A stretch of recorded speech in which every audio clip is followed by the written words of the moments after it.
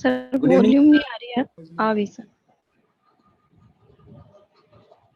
आ गई सर अब आ बच्चों मैं आप लोगों को पहले आपका शेड्यूल बता देता हूँ। कुछ बच्चे कह रहे थे कि शेड्यूल नहीं बताया, तो शेड्यूल बता रहा हूँ मैं आप लोगों को अगेन दोबारा से। देखो मंडे को जो है आपकी जीएस की क्लास होगी, ठीक है। गुड इवनिंग टू ऑल, जय हिंद सभी को बच्चों। मंडे को आपका जीएस का सेक्शन होगा। जीएस में आप लोगों का कुछ भी हो सकता है। सबसे पहले मैं 3 सब्जेक्ट लेके चल रहा हूँ, आपका हिस्ट्री, पॉलिटी एंड ज्योग्राफी, ठीक है। मतलब एक वीक में आप लोगों का कोई ना कोई सब्जेक्ट होगा, इनमें से तीनों में से तीनों हो जाएंगे। जैसे हमारा हिस्ट्री हो चुका इस वीक में ना, और एक आज पॉलिटी हो जाएगा, तो अगली बार जो होगा जीएस में वो ज्योग्राफी होगा, सही। जैसे इनमें से कोई भी खत्म होगा हमारा सब्जेक्ट, पॉलिटी पहले खत्म हो, हिस्ट्री पहले खत्म है, ज्योग्राफी जो भी पहले खत्म होगा उसकी जगह पे हम लोग इकोनॉमिक्स ऐड करेंगे। सपोज करो का आपका हिस्ट्री खत्म हुआ तो हम लोग इको ऐड करेंगे इसकी जगह पर, ठीक है। फिर उसके बाद जो भी सब्जेक्ट खत्म होगा उसके बाद हम फिजिक्स ऐड करेंगे इसकी जगह पर, ठीक है। और फिर जो भी सब्जेक्ट खत्म होगा उसके बाद हम लोग उसमें केमिस्ट्री ऐड करेंगे। फिर लास्ट में, क्योंकि इको भी ज्यादा बड़ा सब्जेक्ट नहीं है, जब जैसे इको खत्म हो जाएगा फिर बायोलॉजिस्ट में ऐड कर लेंगे हम लोग, सही। इस तरह से आप लोगों का जीएस का सेक्शन होगा।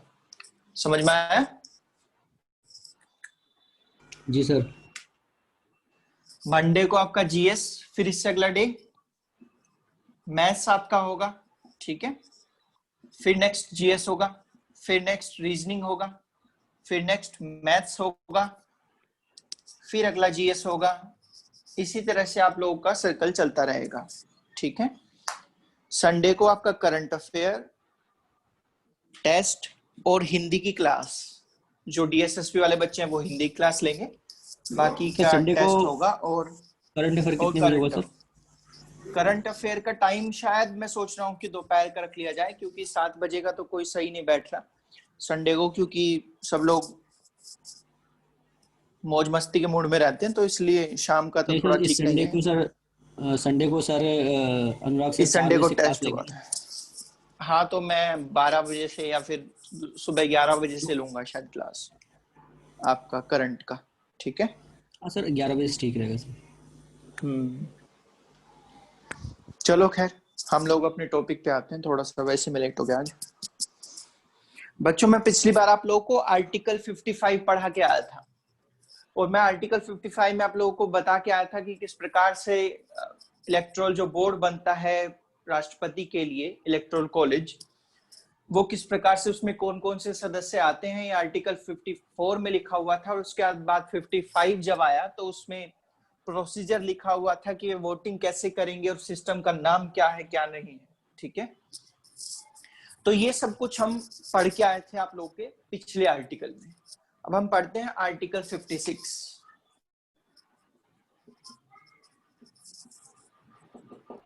अब ये आर्टिकल क्या कहता है आप लोगों को? आर्टिकल 56, आर्टिकल 56 बताता है बच्चों टेन्योर ऑफ आवर प्रेसिडेंट, हमारे राष्ट्रपति का कार्यकाल कितना होगा। तो ये आप सभी को पता है कि हमारे राष्ट्रपति कितने साल तक टाइम तक रहता है। एक राष्ट्रपति तो 5 साल तक रहता है। तो इसका मतलब ये निकला कि हमारे राष्ट्रपति या प्रेसिडेंट का टेन्योर कितना होता है बच्चों? 5 साल का होता है, ठीक है। अब यहाँ पर जब पॉलिटी आप लोग पढ़ते हो तो आप लोगों को बहुत चीजें याद रखनी है, मतलब बहुत चीजें आप लोग को समझनी है। खासतौर पे 2 शब्द समझने हैं जब टेन्योर आपसे पूछा जाएगा। तो जैसे कि आप लोगों से पूछा गया कि राष्ट्रपति का टेन्योर कितना हुआ, तो आपने सीधा सीधा बताया कि 5 साल तक हुआ राष्ट्रपति का कार्यकाल। लेकिन अगर आपसे पूछा जाएगा बच्चों कि जो महान्यायवादी है, जो अटॉर्नी जनरल है, उसके टेन्योर कितना होता है, उसका कार्यकाल कितना होता है, तो इसका क्या आंसर दोगे आप लोग? या फिर आप लोगों के जो मंत्री हैं, कैबिनेट के हो या फिर राज्य मंत्री हो या उप मंत्री हो, कोई भी मंत्री, मिनिस्टर हो आपका कोई भी, उसका कार्यकाल कितने साल का होता है, तो आप लोग इसका क्या आंसर दोगे, है ना। या आप लोगों का जो मंत्री परिषद है, काउंसिल ऑफ मिनिस्टर्स है, इसका टेन्योर कितना होता है, तो इसका क्या आंसर आएगा। तो यहां पर आप लोगों को एक शब्द याद रखना जरूरी है। यहां पर एक शब्द होता है बच्चों प्लेजर। ये आप लोगों के लिए राज्यपाल में यूज करूंगा और राष्ट्रपति में मैं यूज कर रहा हूं एक बार। यहां पर अटॉर्नी जनरल, मंत्री या मंत्री परिषद कब तक अपने पद पर रह सकते हैं? प्लेजर ऑफ द प्रेसिडेंट, राष्ट्रपति के प्रसाद पर्यंत तक। इसको हिंदी में प्रसाद पर्यंत बोलते हैं और इंग्लिश में प्लेजर बोलते हैं।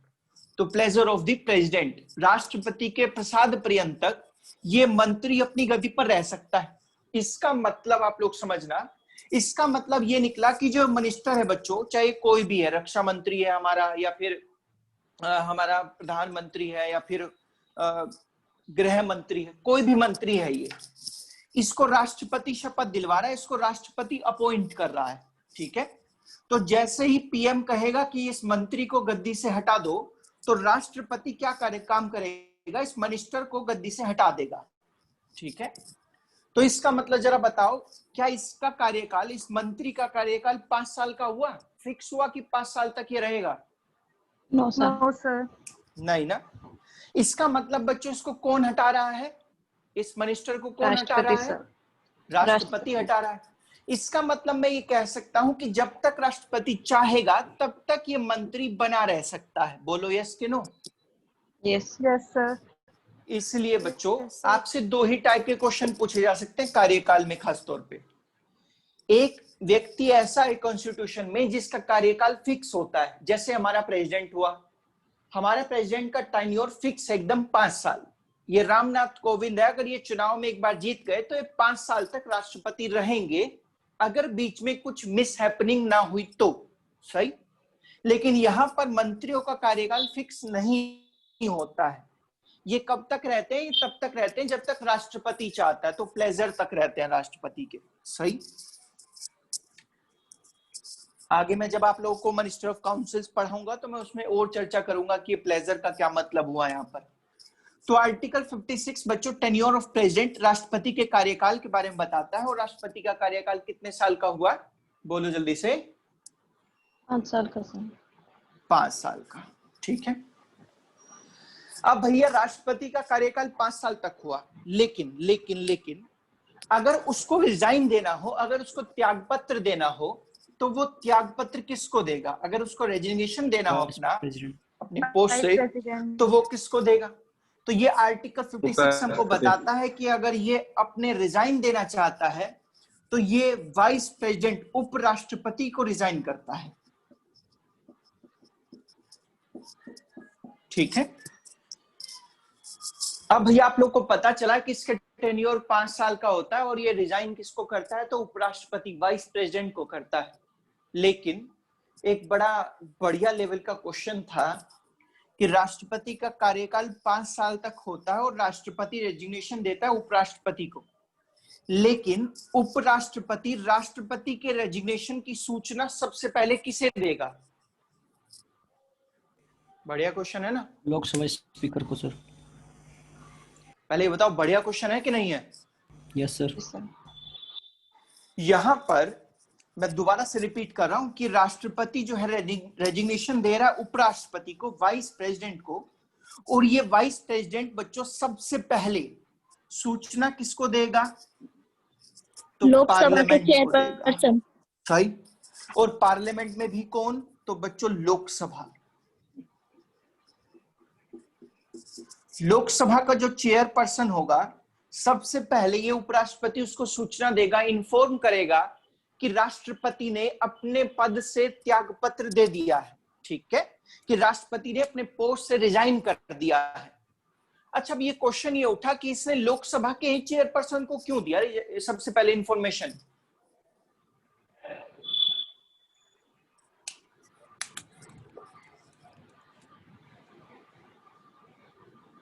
हाँ बच्चों बताओ, जिन्होंने आंसर दिया था वो इसका आंसर दो ना।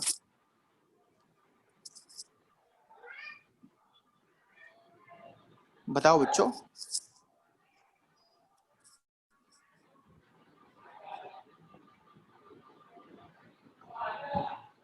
नहीं पता?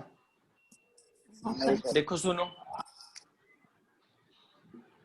वाइस प्रेसिडेंट सबसे पहले इन्फॉर्म करता है बच्चों लोकसभा की चेयरपर्सन को कि हमारे राष्ट्रपति ने अपने पोस्ट से रिजाइन कर दिया। ऐसा क्यों करता है? क्योंकि राष्ट्रपति बच्चों पार्लियामेंट का हिस्सा होता है। सही। और पार्लियामेंट किन 3 चीजों से मिलकर बनता है, तो याद भी रखना, आप क्या क्वेश्चन भी पूछा जाता है।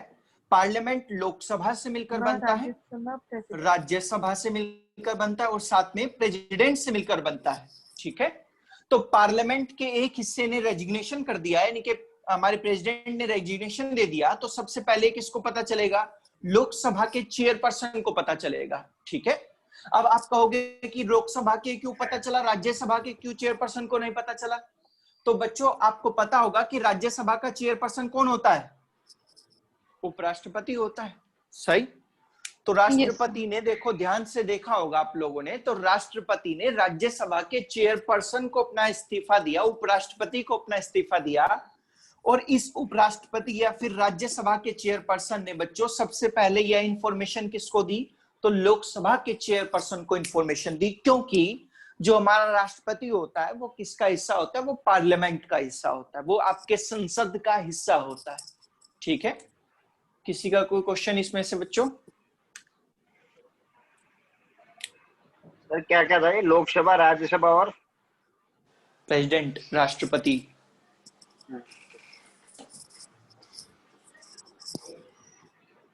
तो सर इस हिसाब से तो हमारी जो तीसरी बॉडी है उसको भी तो सर इन्फॉर्मेशन देनी चाहिए, जैसे कि राज्यसभा में हमारे सर ये जो लोकसभा राज्यसभा फिर इसका ये प्रेसिडेंट। हाँ सॉरी सर, मुझे लगा सर वो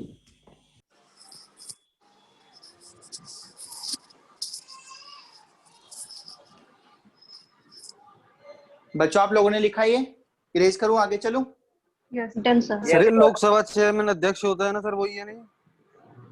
हाँ, लोकसभा चेयरमैन मतलब हिंदी में अध्यक्ष बोलते हैं इसको। जी सर। लोकसभा स्पीकर कह लो यार तुम इसको भी, चलो और भी छोड़ो। ठीक है, वैसे स्पीकर तभी होता है जब वो चेयरपर्सन पे बैठता है, तो चेयर पर बैठता है तो वो स्पीकर बन जाता है। ठीक है, वाइस चेयरपर्सन भी एक स्पीकर बन सकता है। इस समय कौन है बच्चों चेयरपर्सन लोकसभा के? इस समय कौन है बच्चों?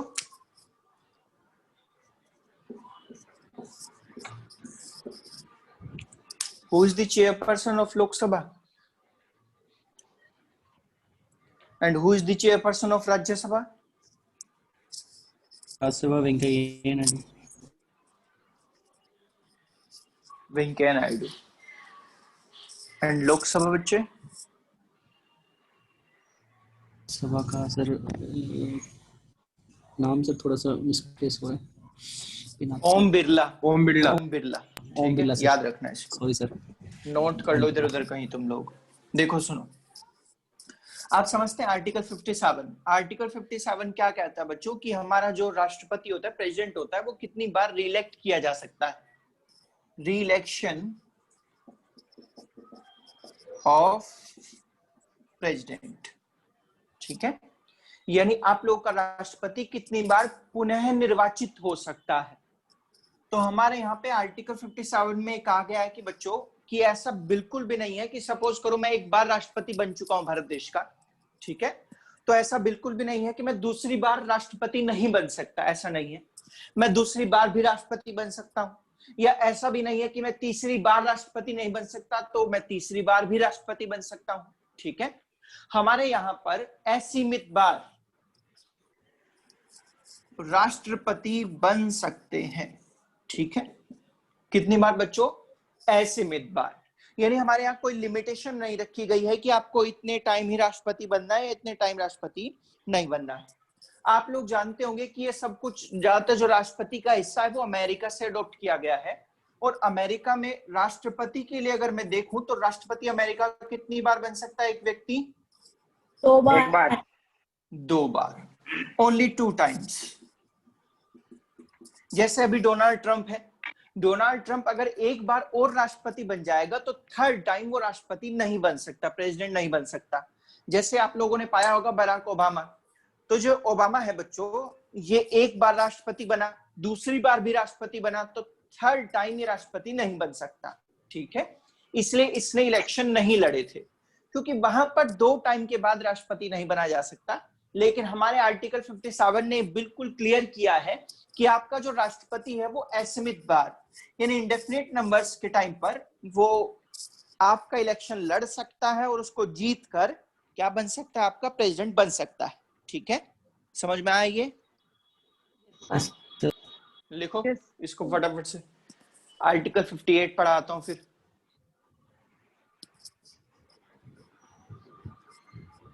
Done, sir. आर्टिकल 58 देखिए आप लोग। अब बच्चों आप लोगों को मैंने ये तो बताया कि इसका इलेक्शन कैसे होगा, ये रिलेक्ट कैसे होके आएगा, ये तो मैंने आप लोगों को बताया। लेकिन हम लोगों ने ये नहीं देखा कि कौन व्यक्ति राष्ट्रपति बन सकता है और कौन नहीं बन सकता। क्या क्वेश्चन ये उठा कि मैं राष्ट्रपति चुनाव में खड़ा हो सकता हूं? तो क्वेश्चन ये भी बन सकता है। क्या आप लोग राष्ट्रपति चुनाव में खड़े हो सकते हैं? तो क्वेश्चन ये भी बन सकता है। ठीक है, तो इसलिए आर्टिकल 58 बच्चों राष्ट्रपति की योग्यताएं दिखाता है, एलिजिबिलिटी ऑफ प्रेसिडेंट दिखाता है। यानी आपका प्रेसिडेंट के बनने के लिए आप एलिजिबल हो या नहीं हो, ये हमको कौन सा आर्टिकल बनाएगा? ये आर्टिकल 58 बताएगा। सबसे पहले क्या क्या योग्यताएं हैं? सबसे पहले तो वो भारत का नागरिक होना चाहिए, पहला तो ये सिटीजन ऑफ इंडिया होना चाहिए।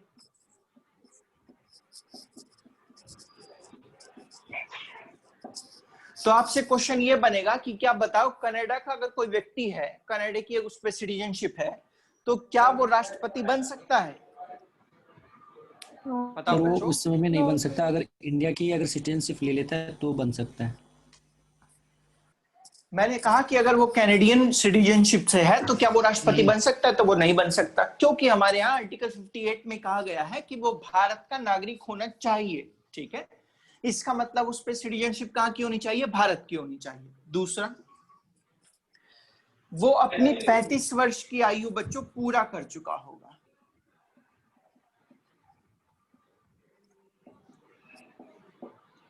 यानी जो 35 वर्ष है 34.5 साल का भी नहीं होना चाहिए। कितने साल का होना चाहिए टोटल? 35 साल का होना चाहिए। बच्चों म्यूट करो जिसकी आवाज आ रही है। वो 35 साल का होना चाहिए टोटल। सही, 34.5 का भी नहीं चलेगा। कितने साल का होना चाहिए? 35 साल का। अगर वो 35 साल का है तो ही वो प्रेसिडेंट के इलेक्शन में खड़ा हो सकता है और प्रेसिडेंट बन सकता है। ठीक है, तो क्या आप लोग बताओ, आप लोग अगर प्रेसिडेंट बनना चाहो तो इस समय पर आप लोग प्रेसिडेंट बन सकते हो? No, sir. नहीं। No, नहीं, sir. क्योंकि आप लोगों में से कोई भी 35 साल का नहीं होगा, है ना? जी सर। मुझे तो नहीं लगता नहीं होगा। सर कोई 35 का नहीं है, सब कम ही है। बहुत सुंदर, आपको बहुत पता है इनकी एज का, है ना? सर एक मैं 35। चलिए खैर अगली देखिए। यहां पर अगला बच्चों है कि जो राष्ट्रपति होगा उसके पास लोकसभा में चुने जाने की क्राइटेरिया होनी चाहिए। यानी कि वो व्यक्ति लोकसभा का भी मेंबर बन सके, ऐसा उसके पास क्राइटेरिया होना चाहिए। और लोकसभा मेंबर बनने के लिए एज कितनी है? कम से कम तो 25 साल है। ठीक है, इसका मतलब वो 25 साल से नहीं 35 साल से भी जब वो ऊपर होगा तो जाहिर सी बात है वो लोकसभा का मेंबर बन सकता है, नहीं बन सकता है? बोलो। Yes sir. बिल्कुल। तो मेरा एक क्वेश्चन है बच्चों, मेरा क्वेश्चन ये है कि क्या लोकसभा के मेंबर को भी राष्ट्रपति बनाया जा सकता है या नहीं बनाया जा सकता है? नहीं बनाया जा सकता। नहीं बनाया बनाया जा सकता है सर, अगर वो 35 साल का हो और उसके पास सर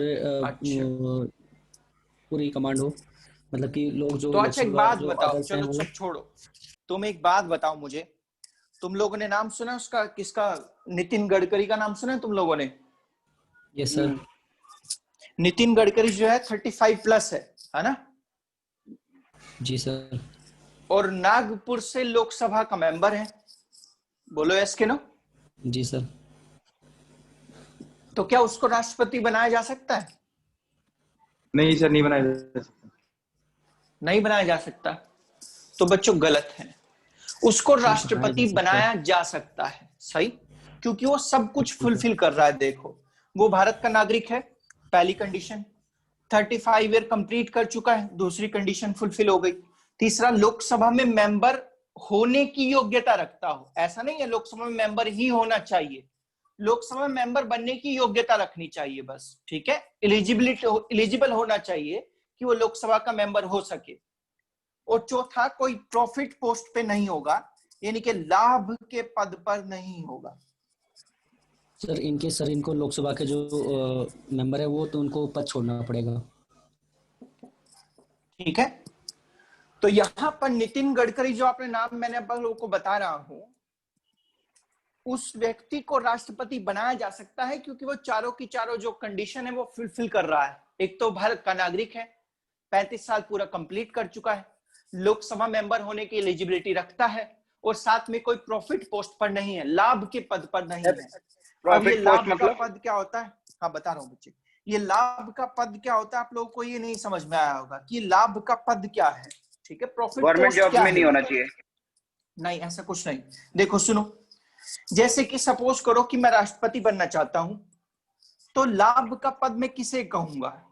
अगर मैं कैबिनेट का मिनिस्टर हूं, ठीक है, या फिर किसी प्रदेश का मुख्यमंत्री हूं, या फिर किसी स्टेट में मिनिस्टर हूं,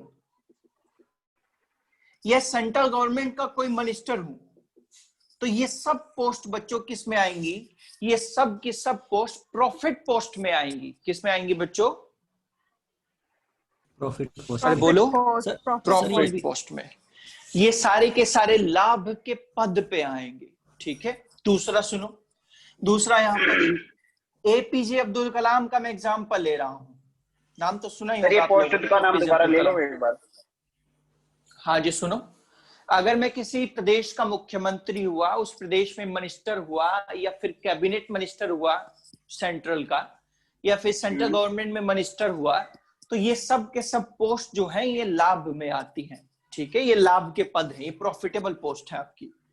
मैं आपको एग्जांपल देके बताता हूं एपीजे अब्दुल कलाम का। एपीजे अब्दुल कलाम, आप सभी जानते होंगे कि इंदिरा गांधी की सरकार थी, तो एपीजे अब्दुल कलाम हमारे परमाणु रिसर्च सेंटर में काम कर रहे थे as a head, as a chief.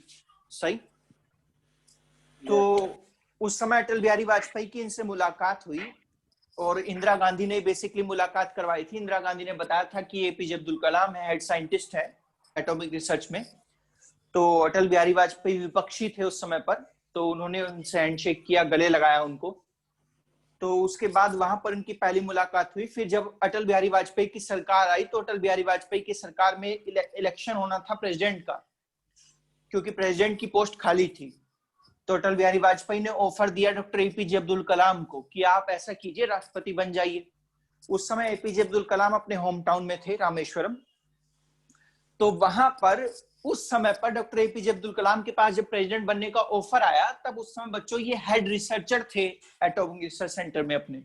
ठीक है, तो इसका मतलब ये गवर्नमेंट जॉब में हुए, तो ये पोस्ट भी कौन सी पोस्ट हुई बच्चों? प्रॉफिटेबल पोस्ट हुई, लाभ का पद हुआ। सही, इन्होंने कहा कि मुझे एक दिन सोचने के लिए दीजिए। जब एक दिन सोचने के बाद इन्होंने डिसाइड किया, तो इन्होंने उस पोस्ट से रिजाइन दे दिया। समझ में आया? अच्छा, इसका मतलब रिजाइन दे दिया, इसका मतलब रिजाइन दे दिया है तो ये सारी फुलफिल कर रहे हैं। ये भारत के नागरिक हैं, 35 वर्ष कंप्लीट कर चुके हैं और लोकसभा के मेंबर होने की एलिजिबिलिटी रखते हैं, क्योंकि 25 साल से क्रॉस कर चुके हैं। और साथ ही साथ में लाभ के पद पर थे, बट रिजाइन देने के बाद आज से कोई प्रॉफिटेबल पोस्ट पर नहीं रहे। ठीक है, हाँ जी पूछो। सर ये फोर्थ वाला पॉइंट रिपीट कर दीजिए, डिस्कनेक्ट हो गया था ये अभी। ये लाभ का पद होता है, प्रॉफिटेबल पोस्ट होता है। प्रॉफिटेबल पोस्ट जैसे किसी स्टेट का सीएम होना, मिनिस्टर होना, या फिर सेंट्रल गवर्नमेंट में कैबिनेट मिनिस्टर होना, या फिर सिंपली मिनिस्टर होना, ये सब प्रॉफिटेबल पोस्ट हैं। ठीक है, या फिर सरकारी नौकरी में डीआईजी होना, या फिर हेड साइंटिस्ट रिसर्च होना, सरकारी जो आपका सरकार सीधा डायरेक्ट रखती हो, ताल्लुकात रखती हो, ये सब प्रॉफिटेबल पोस्ट है। अगर आपको राष्ट्रपति बनना है तो आपको इन प्रॉफिटेबल पोस्ट से हाथ धोना पड़ेगा, यानी कि वहां से रिजाइन करना पड़ेगा, तो ही आप राष्ट्रपति बनने के लिए एलिजिबल हो पाएंगे। इसी को बोलते हैं लाभ का पद, प्रॉफिटेबल पोस्ट। लिखो इसको चारों को जल्दी से जल्दी, फिर आगे चलते हैं हम लोग।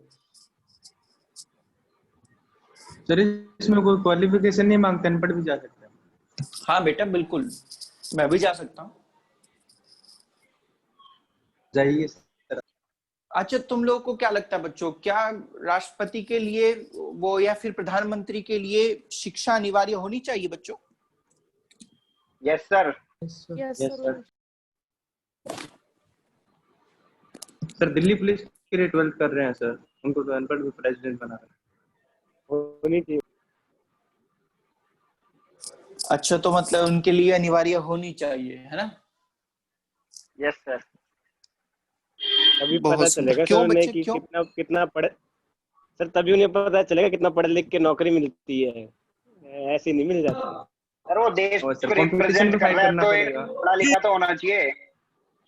एक एक करके बताओ यार, ऐसे नहीं। अच्छा ठीक है, सर सोनम मैं जी कह आप रहा भी हूँ बताओ कुछ। सोनम, सोनम मैंने सुन लिया आपका। प्रदीप जी, सोनम बताओ।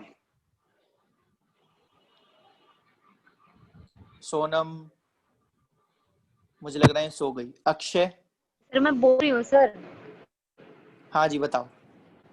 सर मैं बोल रही हूँ कि उनको एजुकेटेड तो होना ही चाहिए, इतनी बड़ी पोस्ट होती है इंडिया की, तो डेफिनेटली उनको अच्छा एजुकेटेड होना चाहिए, क्योंकि आजकल छोटी छोटी चीज, मतलब ये छोटी छोटी जॉब्स के लिए भी लोग इतनी पढ़ाई करते हैं, 10-10 घंटे पढ़ाई करते हैं, तो वो तो सबसे बड़ी ओके जो ओके हमारा ओके देश का सब कुछ चलना है उनको। Yes sir. Okay okay okay. हाँ जी, अक्षय आईएएस, वो सॉरी अक्षय आईफोन, ये बताओ बेटा। सर एजुकेटेड तो सर होना चाहिए सर। अगर बाहर के अपने देश को रिप्रेजेंट करने के लिए आप जा रहे हो तो सर खुद को ही कुछ नॉलेज नहीं है तो सर क्या कर पाएगा बंदा। बिल्कुल सही बात है बच्चों, मेरा मानना थोड़ा सा डिफरेंट है। देखो बेसिकली आपका प्रधानमंत्री या राष्ट्रपति क्या होता है, तो आप लोगों ने इनके काम पे अगर गौर फरमाया होगा तो ये लीडर का काम करते हैं, है ना? ये लीड करते हैं टीम को, समझे? जी सर। और तो सर मैनेजमेंट का जो कोर्स कर ले, लीडरशिप मैं का कर तो ले लीड करने के लिए। बच्चे जो लीडरशिप का गुण है ना, वो आपके अंदर किताब से नहीं आता। जो लीडरशिप का गुण है वो आपके अंदर जन्मजात होता है। एक अच्छा लीडर जो है वो कभी किताब से नहीं बनता, एक अच्छा लीडर बचपन से होता है, समझे? मैं आप लोगों को कहूंगा हिटलर मोनोर्की तो था, लेकिन वो एक अच्छा लीडर था, समझे? लीड बहुत बढ़िया करता था। वो इतना बढ़िया लीड करता था कि जर्मनी को उसने द्वितीय विश्व युद्ध में झोंक दिया जानबूझ के, समझे? राहुल गांधी भले कितना पढ़ा लिखा हो, लेकिन उसके अंदर एक गुण मिसिंग है, वो है लीडरशिप का। समझ रहे हो कि नहीं? जी सर। तो वो उस अच्छे से डील नहीं कर पाता, लीडरशिप नहीं कर पाता वो ढंग से। चलो खैर छोड़ो, हम लोगों को क्या लेना। वैसे मैं आप लोगों को बता दूं बच्चों, कोई भी क्वालिफिकेशन नहीं है इसमें, कोई अनपढ़ आदमी भी यहाँ पर राष्ट्रपति बन सकता है, ठीक है? यहाँ पे एक चीज क्वेश्चन तो पूछना था मुझे। हाँ जी बिल्कुल पूछिए। सर क्वेश्चन ये है कि जो नितिन गडकरी है सर, तो उसमें बिल्कुल, वो अभी रोड ट्रांसपोर्ट मिनिस्टर और उसको हाईवे रिजाइन करना मिनिस्टर्स पड़ेगा हैं, पोस्ट से। करना पड़ेगा ना सर? वही चीज मैं पूछ हाँ रहा था। बिल्कुल बिल्कुल बिल्कुल, मतलब वो अभी ठीक है, इलिजिबल नहीं है ना, राइट नाउ सर? बिल्कुल बिल्कुल, ठीक है। जी सर। प्रॉफिटेबल पोस्ट से जब रिजाइन होगा तभी बच्चे वो इलिजिबल हो सकता है, उससे पहले नहीं। अब आ गया बच्चों, देखो सुनो। सर गवर्नमेंट जॉब में कोई अच्छी अच्छी पोस्ट पे होना चाहिए बंदा। हाँ बेटे, रिजाइन अगर करना गवर्नमेंट पड़ेगा जॉब में उसको, कोई वरना करो। अगर गवर्नमेंट जॉब में कोई डायरेक्ट लिंक होना नॉर्मल चाहिए पोस्ट सर पे है इंडियन गवर्नमेंट से, जब भी वो जिसमें भी profitable बच्चे post उसमें उसकी जिसमें भी उसकी सैलरी आती होगी वो प्रॉफिटेबल पोस्ट है, ठीक है? अच्छा। देखो सुनो, अब क्या होना चाहिए नेक्स्ट सर सुनो। कोई बड़े रैंक पे नहीं हो, छोटे रैंक पे हो तो सर वो दोनों जॉब कर सकता है क्या? बच्चों जिसमें सैलरी आती है उसकी बात कर रहा हूं मैं, छोटी आई चाहे बड़ी आई मतलब नहीं है, सैलरी आ रही है बस, ठीक है? आप गवर्नमेंट एम्प्लॉय नहीं होनी चाहिए।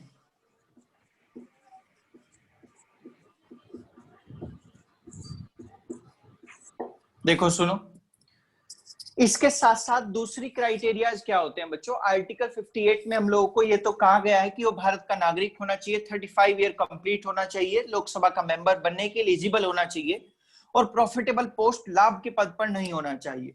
उसके साथ साथ वो क्या काम करेगा? अगर वो राष्ट्रपति चुनाव के लिए पर्चा भर रहा है, अपना नामांकन दाखिल कर रहा है बच्चों, या वो राष्ट्रपति चुनाव लड़ना चाहता है, तो उसके पास ये भी होना चाहिए क्या? एक तो उसके पास 50 प्रस्तावक होने चाहिए और 50 अनुमोदक होने चाहिए। 50 प्रस्तावक क्या होते हैं? प्रस्तावक की डेफिनेशन आप लोग एक बार सुन लो। सपोज करो कोई व्यक्ति मेरे नाम का अनुमोदन करता है, कि भाई अनुमोदन क्या हो गया, या प्रस्ताव सुन लो पहले आप लोग। 50 आदमी आएंगे और कहेंगे कि मैं नीतीश नाम को प्रस्तावित करता हूं कि ये व्यक्ति राष्ट्रपति चुनाव के लिए खड़ा होगा, ठीक है? यानी इसका मतलब ये हुआ कि उन्होंने मुझे प्रमोट कर दिया, सही? हाँ बिल्कुल, प्रमोट कर दिया कि भैया वे मेरे साथ हैं, वे राष्ट्रपति चुनाव मुझे लड़वाना चाहते हैं। तो ये तो हुए 50 प्रस्तावक। ऐसे कितने आदमी होने चाहिए? 50 होने चाहिए। ठीक है, फिर हुए बच्चों 50 अनुमोदक। अनुमोदक क्या हुए? ये डिफेंडर हुए, यानी कि पूरी तरह से मेरा समर्थन करेंगे। सही, ये कहेंगे कि हम लोग लिखित में देते हैं कि हम इसके समर्थन में हैं। समझ में आया? तो ये 50 अनुमोदक हुए, इनको डिफेंडर भी बोल सकते हो आप लोग, और इनको प्रमोटर्स भी बोल सकते हो आप लोग। ठीक है, तो 50 प्रस्तावक और 50 अनुमोदक चाहिए, और साथ ही साथ में बच्चों 15,000 रुपए चाहिए। कितने रुपए चाहिए बच्चों? 15,000 रुपया। और ये 15,000 रुपए मैं जमा करवाऊंगा आरबीआई में, रिजर्व बैंक ऑफ इंडिया में। सही बच्चों, अगर सपोज करो मुझे 2/6 वोट मिलता है, या 3/6 वोट मिलता है, 4/6 वोट मिलता है, तो इलेक्शन के बाद मेरे 15,000 रुपए वापस हो जाएंगे, चाहे मैं हारूं या चाहे मैं जीत जाऊं। ठीक है, लेकिन अगर मुझे 1/6 वोट कम मिलता है, यानी 1/6 से वोट मुझे कम मिलता है, तो मेरे 15,000 रुपए आरबीआई जब्त कर लेगा। समझ में आया? इसका मतलब ये 15,000 रुपए मुझे वापस नहीं मिलेंगे। इसे जब्त, राशि जब्त करना भी बोलते हैं, या जमानत जब्त हो जाना बोलते हैं सामान्य भाषा में। आप लोग जानते होंगे कि जब इलेक्शन होते हैं तो उस समय न्यूज चलती है, और उस न्यूज में कहा जाता है कि कांग्रेस की इतनी बुरी हालत हुई कि 15 जो मेंबर्स थे उसके खड़े हुए थे मेंबर ऑफ पार्लियामेंट बनने के लिए, वे अपनी जमानत भी नहीं बचा पाए। तो ये क्या होती है? जमानत होती है। ठीक है, कहां पे जमा करवानी पड़ती है? आरबीआई में जमा करवानी पड़ती है। अगर राष्ट्रपति को 1/6 वोट नहीं मिलेगा तो ये राशि उसको वापस नहीं की जाएगी। 1/6 से ऊपर वोट मिले, चाहे कोई भी कैंडिडेट को मिले, और अगर वो चाहे जीते चाहे हारे, तो उसकी राशि वापस कर दी जाती है। ठीक है, इतना समझ में आया आप लोगों को? Yes sir. जी सर। लिखो इसको। हाँ जी, बताइए कौन सा बताना है?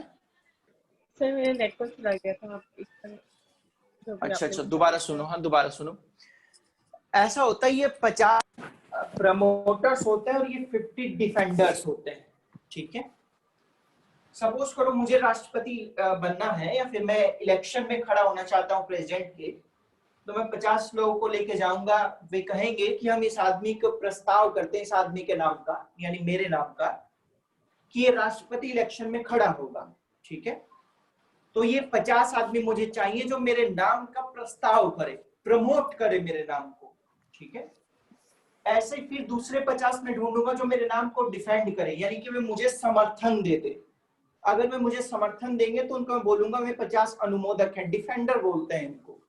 तो ऐसे मुझे 50 प्रस्तावक और 50 अनुमोदक चाहिए, और साथ ही साथ में मैं 15,000 रुपए की राशि आरबीआई में जमा करवाऊंगा। अगर मुझे 1/6 से कम वोट मिला तो ये मेरे 15,000 रुपए आरबीआई अपने पास रखेगा, मुझे वापस नहीं करेगा। ठीक है, आवाज आ रही है ना बच्चों आप लोगों को? जी सर, आ रही है। Yes sir. सही, तो 15,000 रुपए आरबीआई वापस नहीं करेगा। लेकिन मुझे 2/6 वोट मिला, लेकिन मैं फिर भी राष्ट्रपति नहीं बन पाया, उसके बावजूद आरबीआई मेरे 15,000 रुपए वापस कर देगा। ठीक है, यानी कि मिनिमम क्राइटेरिया रखा गया है कि अगर इससे कम आपको वोट मिला तो आपके पैसे गए, इससे ज्यादा आपको वोट मिला तो आपके पैसे वापस मिल जाएंगे। समझ में आया? ओके, 1/6 अगर से वोट मिलते हैं तो मतलब नहीं, मनी जो है वापस, 2/6 से ज्यादा होते हैं, 2/6 में तो मनी वापस मिल जाएगी। 1/6 से, 2/6 नहीं, 1/6 से। अगर 1/6 से वोट कम हुए तो ये पैसे वापस नहीं मिलेंगे, और 1/6 से वोट ज्यादा हुए तो ये पैसे वापस मिलेंगे। ठीक है जी सर। 1/6 से। बच्चों 1997 की अगर मैं बात करूं, 1997 में ऐसा नहीं था। यहाँ पे 50 प्रस्तावक 50 अनुमोदक लिखे हुए मैंने, तब ऐसा नहीं था। तब यहाँ पर बड़े कम थे, 20 प्रस्तावक थे और 20 अनुमोदक थे। और तुम अभी 15,000 रुपए जमा करते हो आरबीआई के पास, पहले 2,500 रुपए जमा करने पड़ते थे बस आरबीआई में। ये मैं कब की बात कर रहा हूँ? मैं 1997 की बात कर रहा हूँ।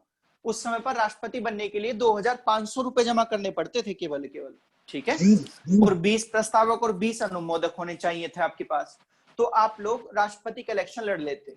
ठीक है, लेकिन क्योंकि राष्ट्रपति का इलेक्शन बड़ा खर्चीला होता है, लंबा प्रोसीजर होता है काफी, इसलिए इसमें सीरियस कैंडिडेट ही आए इलेक्शन लड़ने के लिए, जो वाकई में राष्ट्रपति बनना चाहता होगा वो ही हिस्सेदारी ले।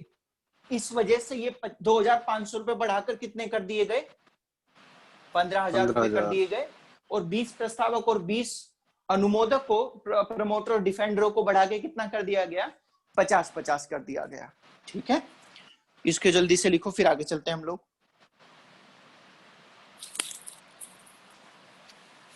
प्रमोटर का तो समझ आ रहा है कि क्या वर्क होता है, बट डिफेंडर का क्या वर्क होता है?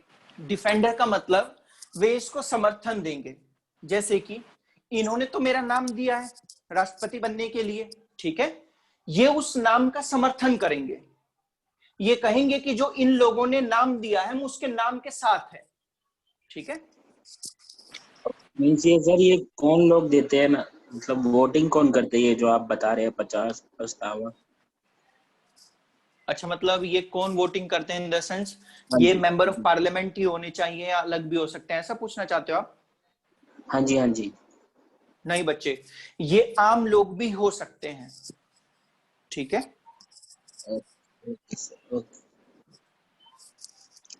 ये जो आपने 2/6 के बारे में बताया, इसके बारे में क्या बताया था, ये भी लिखना है?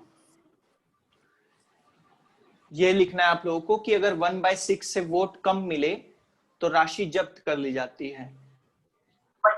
ये तो मैंने एग्जाम्पल दिया था।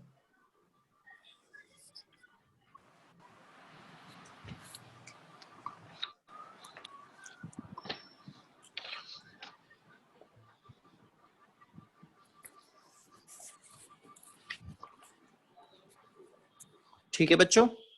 यस जी सर। चलिए बच्चों, 58 के बाद आर्टिकल 59 देखते हैं। सर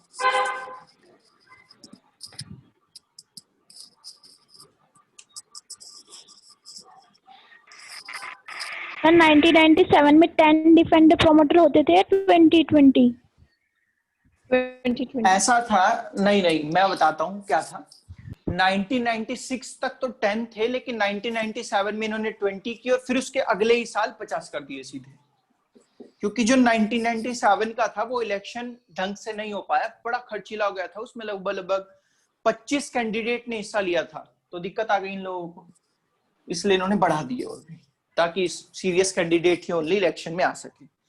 तो अब पढ़ते हैं हम लोग आर्टिकल 59 बच्चों। आर्टिकल 59 में क्या है, सेम वही, एक तो इसमें डिफाइन किया गया है कि लाभ का पद क्या है। सही, आर्टिकल 59 में इन्होंने कहा कि आर्टिकल 59 में लाभ का पद क्या है बच्चों, कि वो पार्लियामेंट,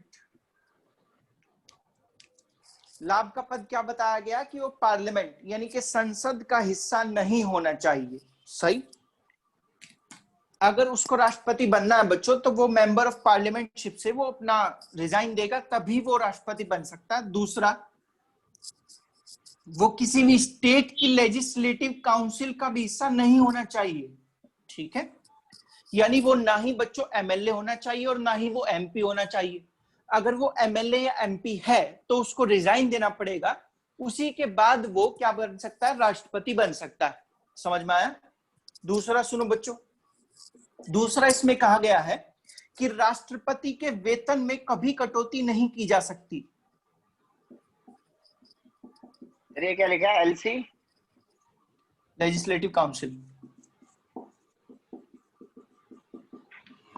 ये बड़ी इंपॉर्टेंट बात है, अब जरा ध्यान से सुनना आप लोग। मैं आप लोगों को बच्चों जब इमरजेंसी पढ़ाऊंगा तो इमरजेंसी में आप लोगों को बताऊंगा आर्टिकल 360। ठीक है, और आर्टिकल 360 बच्चों हम लोग को किस बारे में बताती है, ये बताती है फाइनेंशियल इमरजेंसी के बारे में, वित्तीय आपातकाल के बारे में।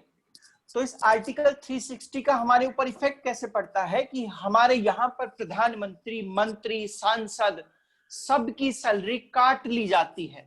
ठीक है, अगर फाइनेंशियल इमरजेंसी लग गई तो। लेकिन भारत में मात्र एक ऐसा व्यक्ति है जिसकी सैलरी पर कोई इफेक्ट नहीं पड़ता, चाहे फाइनेंशियल इमरजेंसी लगी हो या ना लगी हो। वो कौन है? वो है राष्ट्रपति, और ऐसा कौन सा आर्टिकल कहता है? तो आर्टिकल 59 कहता है। आर्टिकल 59 में कहा गया है कि वेतन में राष्ट्रपति के कोई भी कटौती नहीं की जा सकती, भले ही आर्टिकल 360 का यूज हो रहा हो या नहीं हो रहा हो। सही। इस समय पर टोटल वेतन भत्ते मिलाकर, यानी टीए डीए जो भी कुछ मिलता है राष्ट्रपति को, वे सब मिलाकर 5 लाख है राष्ट्रपति की सैलरी इस समय पर। सर आपकी वीडियो नहीं आ रही है। वीडियो नहीं आ रही बच्चों? वीडियो नहीं आ रही मेरी बच्चों? ऐसा है क्या? मैडम वो थोड़ा सा ना आपके नेट, मैडम थोड़ा सा आपकी तरफ नेट में ना प्रॉब्लम होगा थोड़ा सा, इस वजह से नहीं आ रही होगी वो वेतन, सॉरी वेतन कह रहा हूँ, वो वीडियो और ऑडियो दोनों कट रही होगी क्योंकि आपका नेट थोड़ा वीक होगा। ठीक है, मेरी तरफ से तो बिल्कुल ठीक जा रहा है। बस आर्टिकल 360 लिखा, वित्तीय आपातकाल होता है, पूरा पढ़ाऊंगा बाद में पढ़ाऊंगा, थोड़ा यूज था इसका बस। ठीक है, तो अभी कितनी सैलरी है बच्चों? 5 लाख। 5 लाख सैलरी है इस समय पर राष्ट्रपति की। ठीक है, अच्छा बच्चों, अच्छा एक बात बताओ, जब सैलरी बताई जाती है तो मैं तुम लोगों को ईयर की बताऊंगा इसकी। अच्छा ईयर में 5 लाख ईयर लेगा राष्ट्रपति तुम्हारा? Sir monthly. तुम खुद भी सोच के देखो, मतलब क्या पूछ रहे थे, पर मंथ? बच्चों कुछ नहीं, तुम भी चलो खैर छोड़ो। वो पहला तुम्हारा सिटीजन है भारत का, समझे? Yes sir. अब वो हमारी तुम्हारी तरफ थोड़ी होगा ना बच्चों। पैसे काटेगा तो ऑब्जेक्शन नहीं उठा सकता। इसके पैसे काटेगा? कटेंगे ही नहीं। इसके पैसे काटेगा क्या भाई? नहीं सर, ये कह रहा है कि आर्टिकल 360 जब वित्तीय इमरजेंसी लगती है तो अगर किसी की सैलरी काटी जाती है तो कोई ऑब्जेक्शन उठा सकता है या नहीं? नहीं बेटा, नहीं उठा सकता। ठीक है, जो सरकारी एम्प्लॉइज हैं वे भी आर्टिकल 360 यूज होने पर, सैलरी कटने पर सवाल नहीं उठा सकते क्योंकि आर्टिकल 360 लगा हुआ है। ठीक है भाई, पीछे लगा था, हमारे पे भी लगा हुआ है सर। नहीं, इस समय पर नहीं लगा हुआ। भारत में आर्टिकल 360 का यूज कभी नहीं हुआ। ठीक है, वो तो बिना आर्टिकल 360 के यूज हुए ही कट रही है तुम्हारी सैलरी। चलो खैर छोड़ो, आगे देखो। खैर मैं तुमसे पूछना चाहता हूँ बच्चों, आप लोग मुझे बताओ कि ये राष्ट्रपति का जो वेतन है, जो ये राष्ट्रपति की सैलरी है, ये कहाँ से दी जाती होगी? कौन देता होगा? प्रधानमंत्री अपनी जेब से देता है सैलरी को? कौन देता है इसको? जनता, टैक्स। पर ये जितना भी टैक्स इकट्ठा होता है सारा काम उसी से तो होता है। बड़े गंदे आंसर देते हो तुम लोग यार। तुम लोग को सच में ऐसा लगता है कि तुम्हारे ऑप्शन में यही आएगा लिखा हुआ कि जो तुम टैक्स देते हो वो तुम राष्ट्रपति को देते हो? ऐसा आता है? नहीं सर, ये ऑप्शन नहीं आएगा। ठीक है, सुनो जरा, जो इंडिया की बच्चों सेविंग है, जी सर, या राजकोष इसको मैं कह सकता हूँ, ठीक है, उससे हम लोग इसको पे करते हैं हमेशा। भारत की संचित निधि से या राजकोष से या सेविंग मनी से पे किया जाता है राष्ट्रपति को और उपराष्ट्रपति को। समझ में आया? जी सर।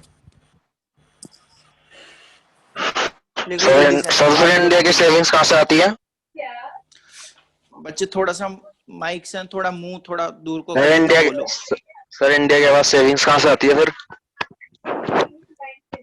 नहीं, मेरा कहने का मतलब ये है कि आप लोग टैक्स देते हो, ठीक है, ये बहुत सारी जगह से, मात्र आप लोग टैक्स नहीं देते हो, बहुत सारी जगह से लोग पैसा आता है, ट्रेड से, वेड से, सब जगह से।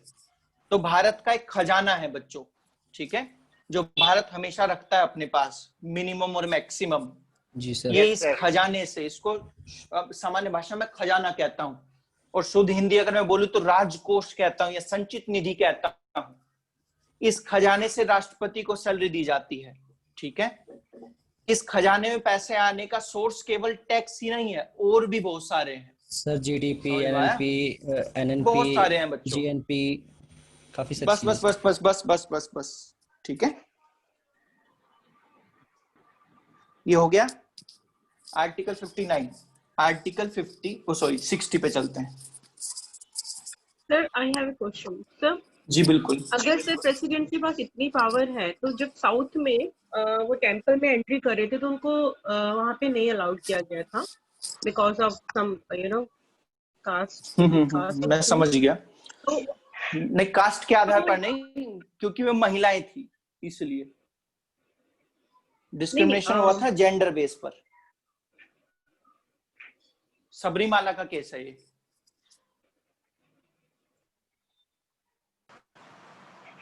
हेलो,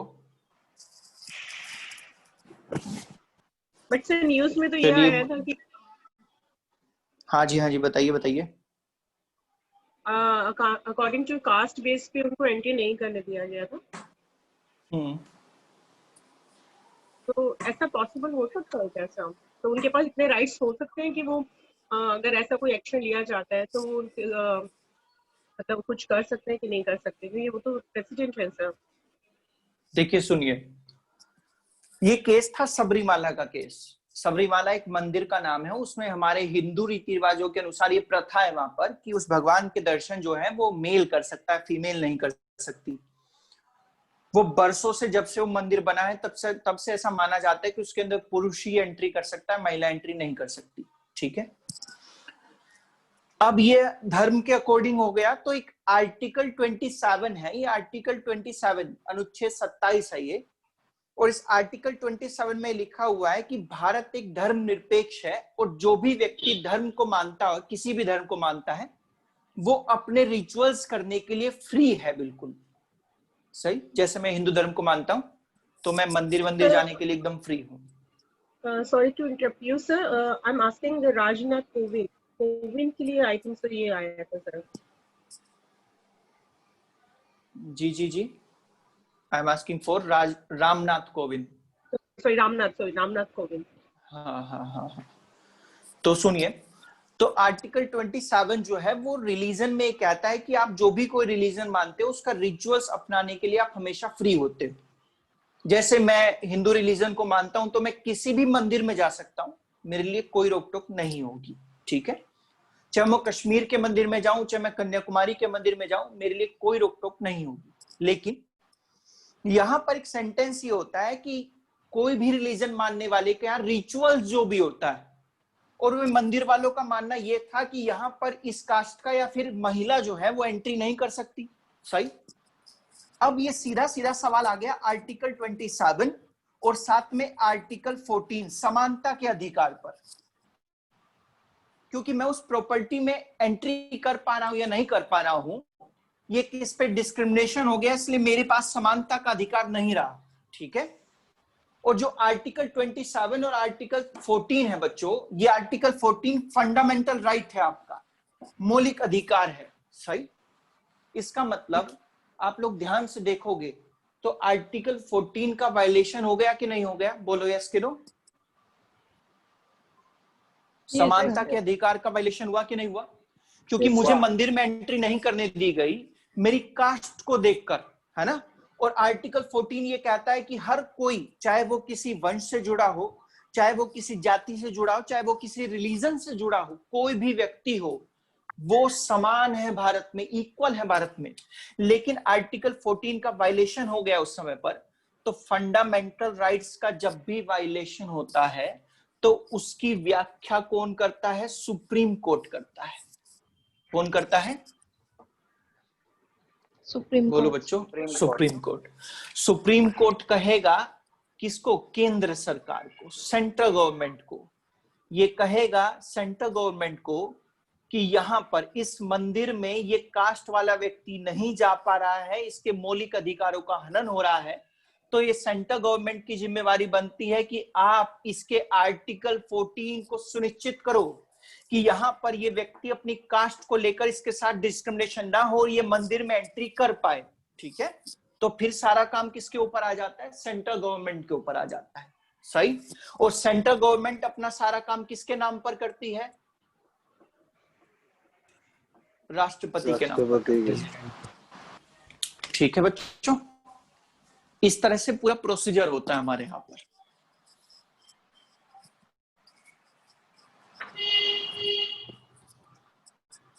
समझ में आया जिसने क्वेश्चन पूछा था?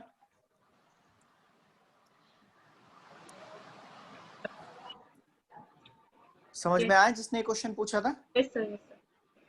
चलिए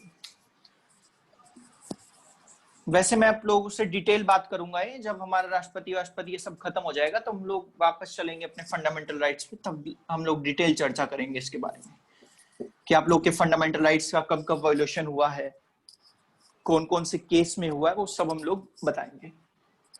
आर्टिकल 60 पे आते हैं। आर्टिकल 60 बच्चों शपथ बताता है, ओथ बताता है राष्ट्रपति की। अब राष्ट्रपति को ओथ कौन दिलवाता है? आप लोगों को सभी को पता होगा, CJI, chief justice of India.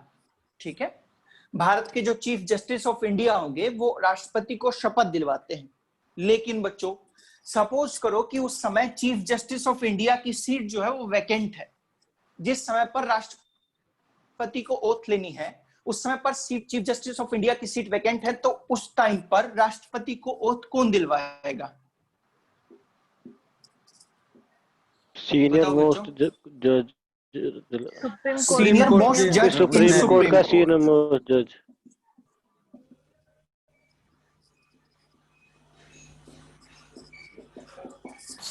बच्चों सीनियर मोस्ट जज इन सुप्रीम कोर्ट का वरिष्ठतम जज उस समय पर राष्ट्रपति को क्या दिलवाएगा? ओथ दिलवाएगा। लेकिन इन स्पेशल केस, एक स्पेशल केस क्या है उसके लिए कि अगर CGI, chief justice of India की सीट वैकेंट होगी तो ही ये काम ये करेगा। अगर चीफ जस्टिस ऑफ इंडिया वहां पर प्रेजेंट है तो वे राष्ट्रपति को ओथ दिलवाएंगे। समझ में आया आप लोगों को ये? जी सर। ठीक है, चलिए उतार लो फटाफट। फिर आर्टिकल 61 है। अच्छा चलो सुनो, ये पूछता है दोनों प्रेजेंट नहीं हुए तो बता रहा हूँ। वरिष्ठतम जज, chief justice of India, Bharat का मुख्य न्यायाधीश, वरिष्ठतम जज सुप्रीम कोर्ट का।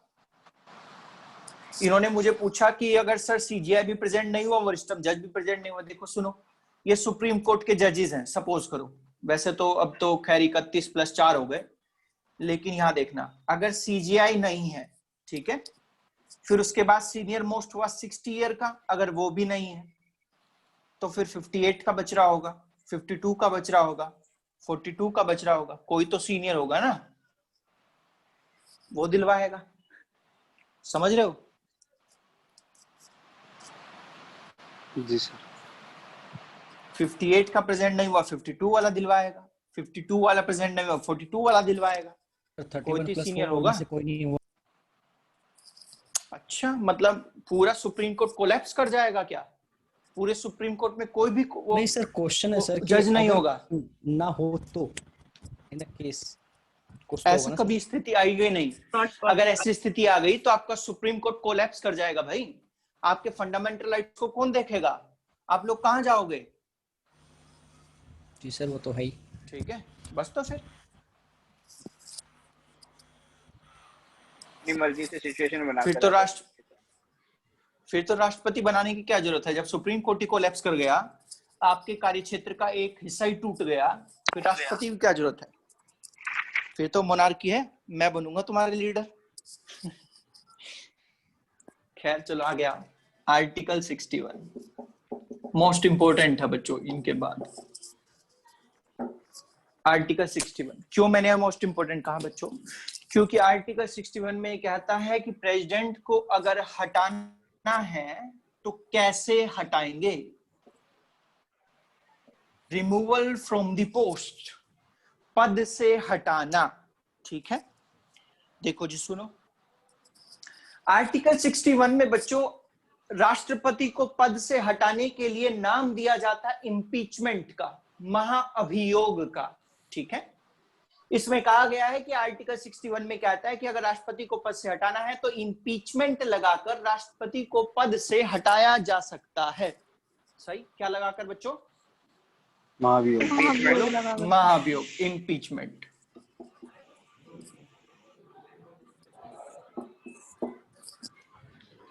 अब सबसे पहला एक क्वेश्चन यह है कि इम्पीचमेंट राष्ट्रपति के ऊपर कब लगेगा? अभी थोड़ी कभी भी आप लोग इम्पीचमेंट लगा दोगे तो सही हो जाएगा वो, नहीं, इसके लिए भी कोई आधार होना चाहिए। तो इम्पीचमेंट कब लग सकता है बच्चों? जब राष्ट्रपति ने, हमारे प्रेसिडेंट ने संविधान का अतिक्रमण किया होगा तभी इम्पीचमेंट लगाया जा सकता है, यानी अगर वो अकॉर्डिंग टू द कॉन्स्टिट्यूशन नहीं चला होगा तभी उसके ऊपर इम्पीचमेंट का प्रोसीजर लाया जा सकता है। समझ में आया? जी सर। बोलो। जी सर। तो इसके लिए आधार क्या बन गया? संविधान का अतिक्रमण। ठीक है बच्चों, तो यहां पर अगर अकॉर्डिंग टू द कॉन्स्टिट्यूशन उसने कार्य नहीं किया है तो ही उसके ऊपर महाभियोग लगाया जा सकता है। और ये लगेगा कैसे? अगर राष्ट्रपति के ऊपर महाभियोग लगाना है तो उसको 14 दिन पहले हम लोगों को इंफॉर्मेशन देनी पड़ेगी कि आपके ऊपर हम लोग महाअभियोग लगाने जा रहे हैं। कितने दिन पहले? 14 दिन पहले। ठीक है। उसके बाद पार्लियामेंट में 2 हाउस होते हैं, एक तो होता है लोकसभा का और एक होता है राज्यसभा का। 14 दिन बताने के बाद 14 दिन बाद हम लोग एक बिल लेकर आएंगे बच्चों, और वो बिल किसका होगा? तो वो इम्पीचमेंट का बिल होगा, महाभियोग का बिल होगा राष्ट्रपति के ऊपर जो हम लगा रहे हैं। 14 दिन बाद हम लोग उसको या तो लोकसभा में ला सकते हैं या फिर राज्यसभा में भी ला सकते हैं। इसका मतलब बच्चों हम लोग किसी भी हाउस में उसको पहले लेकर आ सकते हैं। ऐसा कहीं भी नहीं लिखा कि आपको उसको पहले राज्यसभा में पेश करना है या उसको पहले लोकसभा में लेकर जाना है। आप उसे दोनों में से किसी भी हाउस में लेकर जा सकते हैं, या तो लोकसभा या फिर राज्यसभा। तो बताओ बच्चों पहले कहां पर लेकर जाऊं? लोकसभा। लोकसभा लेकर चलें पहले उसको?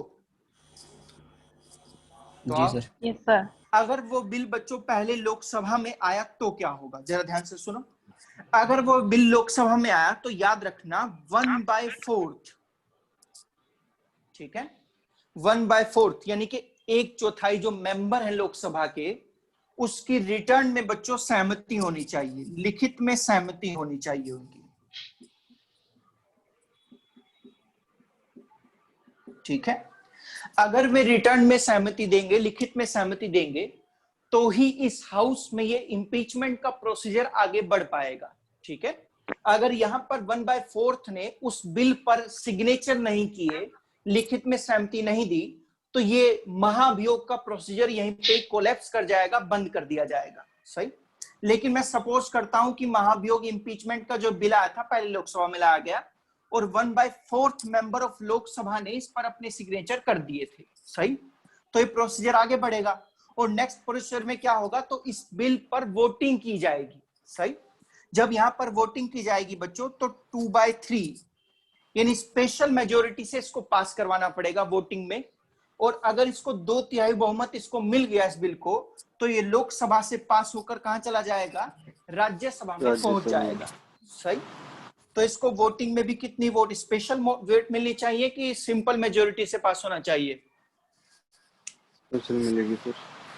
स्पेशल मेजोरिटी से पास होना चाहिए, 2/3 मेजोरिटी से पास होना चाहिए। सही। अब ये लोकसभा से उठ के कहां जाएगा? राज्यसभा में जाएगा। और राज्यसभा में क्या होगा बच्चों? जरा ध्यान से सुनना, यहां पर एक प्रोसीजर अलग है थोड़ा सा, क्योंकि ये लोकसभा में साबित हो गया कि हम राष्ट्रपति के ऊपर महाभियोग लगा के आ गए लोकसभा में। तो राष्ट्रपति के ऊपर जो आरोप लगाए गए थे कि आपने संविधान के अकॉर्डिंग कार्य नहीं किया, राष्ट्रपति या तो खुद आएगा, ठीक है, या फिर किसी व्यक्ति को अपनी जगह पर अपॉइंट करेगा और उसको राज्यसभा भेजेगा। सही। या तो राष्ट्रपति खुद या ऑन बिहाफ यानी उसके बिहाफ पर कोई और दूसरा व्यक्ति आएगा राज्यसभा में जो राष्ट्रपति के ऊपर लगाए गए आरोपों के बारे में सफाई देगा। ठीक है। समझ में आया बच्चों यहां तक? अरे बोलो। Yes sir. Yes sir. राष्ट्रपति खुद आएगा या फिर वो अपॉइंट करेगा किसी आदमी को अपने बिहाफ के लिए। अगर ये राज्यसभा राष्ट्रपति के, बेटा आप एक बात बताओ, इस समय रामनाथ कोविंद बीजेपी ने बनाया है, ठीक है, तो बीजेपी अपने रामनाथ कोविंद को क्यों हटाना चाहेगी? क्योंकि वो तो खुद उसने बनाया है। सही कि नहीं? तो जाहिर सी बात है विपक्ष लाएगा तो विपक्ष यहां पर भी लेकर आएगा, है ना। वैसे कोई भी ला सकता है, ऐसा क्वेश्चन ही गलत है कि कौन लाता है, कोई भी ला सकता है, लेकिन जनरली विपक्ष लाता है। ठीक है सर, एक बार ये समझ में लोकसभा आया? वोटिंग वाला हाँ जी बिल्कुल। सुनो, लोकसभा में जब ये बच्चों इम्पीचमेंट का प्रोसीजर आएगा तो 1/4 लिखित सहमति चाहिए इसके ऊपर, यानी 1/4 मेंबर ऑफ लोकसभा इस पे सिग्नेचर करेंगे। उसके बाद यहाँ पर इस पर वोटिंग की जाएगी और वोटिंग में भी 2/3 बहुमत चाहिए उसमें। ठीक है, यानी कि जो 3 मेंबर्स में से 2 मेंबर्स महाअभियोग के लिए और राष्ट्रपति के खिलाफ वोट डालें तो सही। तो यहाँ पर स्पेशल मेजोरिटी जैसे इसको मिलेगी तो लोकसभा से पास होके कहाँ चला जाएगा, राज्यसभा चला जाएगा। राज्यसभा में राष्ट्रपति या फिर अपने बिहाफ पर अपॉइंट किया हुआ कोई और व्यक्ति राज्यसभा में आके सफाई देगा, और अगर राज्यसभा उसकी सफाई से संतुष्ट नहीं हुई बच्चों, तो फिर यहाँ पर वोटिंग होगी, और वोटिंग में फिर से कितना मेजोरिटी चाहिए, 2/3 मेजोरिटी, 2/3 बहुमत चाहिए। अगर 2/3 मेजोरिटी मिल गई यहाँ पर तो राज्यसभा से भी इम्पीचमेंट प्रोसीजर पारित हो जाएगा, और जैसे ही लोकसभा और राज्यसभा दोनों के दोनों इम्पीचमेंट को पास करेंगे तो राष्ट्रपति उस दिन से अपने पद को छोड़ देगा, या अपने पद से हट जाएगा, या फिर हटा दिया जाएगा। ऐसा आर्टिकल कौन कहता है? आर्टिकल 61 कहता है। आप लोगों को इम्पीचमेंट का प्रोसीजर समझ में आया सभी को?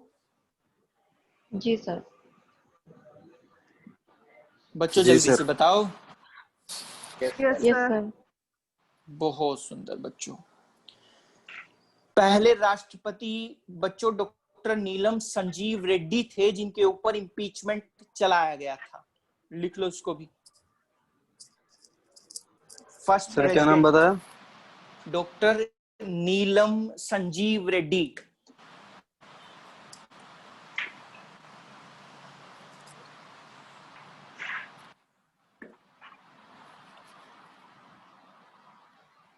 सही? जी सर। हाँ जी, ज्योति जी, अब केवल ज्योति जी आंसर देंगी इस बात का।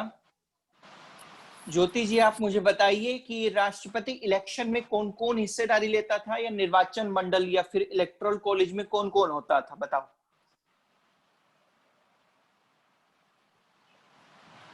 ज्योति। सर, राज्यसभा के इलेक्टेड मेंबर, लोकसभा के इलेक्टेड मेंबर, विधानसभा के स्टेट के इलेक्टेड मेंबर, और minister of union territory. Minister of union territory समझ, दिल्ली, पौंडीचेरी, और जो जम्मू और कश्मीर के जो प्रेसिडेंट, वो मिनिस्टर होते थे ना, वो है। अच्छा, प्रियंका यादव तुम बताओ। प्रियंका यादव। सर लोकसभा राज्यसभा के इलेक्टेड मेंबर, स्टेट के इलेक्टेड मेंबर, और जो यूटी के हैं उसके इलेक्टेड मेंबर। बिल्कुल, यूटी के मैडम मिनिस्टर नहीं, यूटीज में जो दिल्ली, पुडुचेरी और जम्मू एंड कश्मीर है उसके इलेक्टेड मेंबर्स भाग लेते थे। ठीक है, अब सुनो बच्चों, इसमें आर्टिकल 61 में इम्पीचमेंट बताया गया है, तो मैंने यहाँ पर वोटिंग करवाई है। देखिए तुम लोगों ने लोकसभा में 2/3 मेजोरिटी से पास करवाया, मैंने इसको राज्यसभा में भी 2/3 मेजोरिटी से पास करवाया।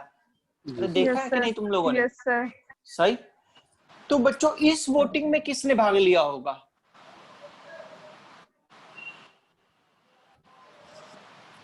Elected person. तो सुनो,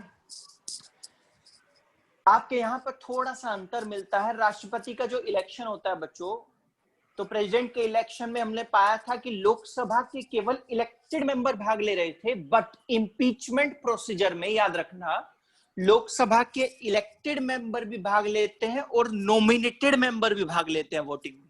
ठीक है, तो इसका मतलब पहला डिफरेंस क्या निकला? इलेक्शन में तो केवल इलेक्टेड भाग लेंगे लोकसभा के, लेकिन इंपीचमेंट के टाइम पर लोकसभा के इलेक्टेड भी भाग लेंगे और साथ में नॉमिनेटेड भी भाग लेंगे वोटिंग के टाइम पर। दूसरा, राज्यसभा का इलेक्शन में जब हो रहा था राष्ट्रपति का, तो राज्यसभा के इलेक्टेड मेंबर्स हिस्सेदारी ले रहे थे, बट इंपीचमेंट के टाइम पे बच्चों राज्यसभा के इलेक्टेड प्लस नॉमिनेटेड दोनों ही मेंबर वोट डाल सकते हैं इंपीचमेंट में। ठीक है, समझ में आया? अरे बोलो बच्चों। जी सर। Yes sir. मतलब लेकिन राज्यसभा और लोकसभा दोनों के लोग जो है वोटिंग करेंगे उसको हटाने के लिए, है ना? हाँ जी, इलेक्टेड एंड नॉमिनेटेड बोथ, दोनों। हाँ, और सर जो जी 1/4 जो जो स्पेशल मेजोरिटी है, इसको 1/4 नहीं, वन नहीं, फोर्थ, टू हाँ थर्ड, 1/4 है, हाँ टू वो थर्ड। 2/3 तो स्पेशल हो गया, हाँ। हाँ जी 1/4 जो है वो लोकसभा के मेंबर जो है उस पे वो करेंगे क्या साइन, नहीं नहीं बच्चों, लोकसभा के? मैं इसलिए आपसे पूछा था एक क्वेश्चन कि बताओ मैं इम्पीचमेंट के प्रोसीजर को लोकसभा में लेके जाऊं कि राज्यसभा में लेके जाऊं। अगर आप मुझे कहते कि सर पहले राज्यसभा में लेकर जाओ इसको, तो सुनो, मैं अगर इसको राज्यसभा में लेकर जाता तो मैं कहता कि इम्पीचमेंट पे राज्यसभा के 1/4 मेंबर सिग्नेचर करेंगे, ठीक है। इसका मतलब जहां पर भी इम्पीचमेंट पहले आएगा, चाहे वो लोकसभा में आए चाहे वो राज्यसभा में आए, जहां पर भी आप इम्पीचमेंट पहले लेकर जाओगे वहां के 1/4 मेंबर साइन होने चाहिए उस पे। Okay sir. और सर एक जगह भी अगर जैसे कि 2/3 जो वोटिंग ना हो, एक तरफ वो प्रेसिडेंट के साथ में हो और इम्पीचमेंट के खिलाफ हो, तो क्या होगा सर? मेरा कंफ्यूजन अभी भी है कि 1/4 कौन साइन सर का करेगा। माइक म्यूट हो गया आई थिंक। बच्चों तुम लोगों को मैं सुन रहा हूँ, मतलब मुझे मैं सुनाई दे रहा हूँ तुम लोगों को? हाँ सर सुनाई दे रहा है यस सर, मेरा सर। कंफ्यूजन सर अभी भी है कि 1/4 कौन साइन करेगा वो हटाने के लिए हाँ प्रेसिडेंट को। बच्चों, हटाने के लिए नहीं किया मैंने साइन, आपने फिर से नहीं सुना हाँ होगा, मैं दोबारा बताता हूँ आपको, सुनो। हाँ सर। दोबारा ये था कि इम्पीचमेंट जो प्रोसीजर है वो 14 दिन पहले आपको बताना पड़ेगा अपने प्रेसिडेंट को कि हम लोग आपके लिए इम्पीचमेंट लेकर आने वाले हैं, ठीक है। जैसे ही 14 डेज बीत जाएंगे तो हम लोग या तो लोकसभा या फिर राज्यसभा किसी भी हाउस में इम्पीचमेंट लेकर जा सकते हैं, ठीक है। सपोज करो पहले मैं राज्यसभा में इम्पीचमेंट का प्रोसीजर लेकर गया, तो जो राज्यसभा के जो 1/4 मेंबर हैं बच्चों राज्यसभा के, ठीक है, सपोज करो राज्यसभा में 200 मेंबर हैं टोटल, तो उसमें से 1/4 कितना निकला, 1/4 करके 200 मेंबर हैं तो 1/4 कितना हुआ बच्चों? सर 50। 50। तो जो 50 मेंबर्स हैं राज्यसभा के वो इस इम्पीचमेंट के प्रोसीजर पे साइन करेंगे, सही, राज्यसभा के, क्योंकि मैं पहले उसको कहां पर लेकर आया, राज्यसभा में लेकर आया, ठीक है। ठीक है जी सर। फिर उसके बाद वोटिंग होगी उस पर, तो सर उसके भी 1/4 मेंबर साइन करें। फिर बिल्कुल, अगर उसको पहले लोकसभा में लेकर जाता तो वहां पर 1/4 सिग्नेचर करते उसके मेंबर्स। इसका मतलब मैंने 1/4 का मतलब पता क्या हुआ, लोकसभा में पास हो गया। एक मिनट 1/4 का मतलब ये हुआ कि ये लोकसभा के 1/4 मेंबर कहना चाहते हैं कि हम लोग राष्ट्रपति के ऊपर इम्पीचमेंट चलाना चाहते हैं, इसलिए इन लोगों ने साइन किया है इसके ऊपर, ठीक है। Okay sir. सर एक क्वेश्चन है। हाँ जी बिल्कुल पूछो, बिल्कुल पूछो।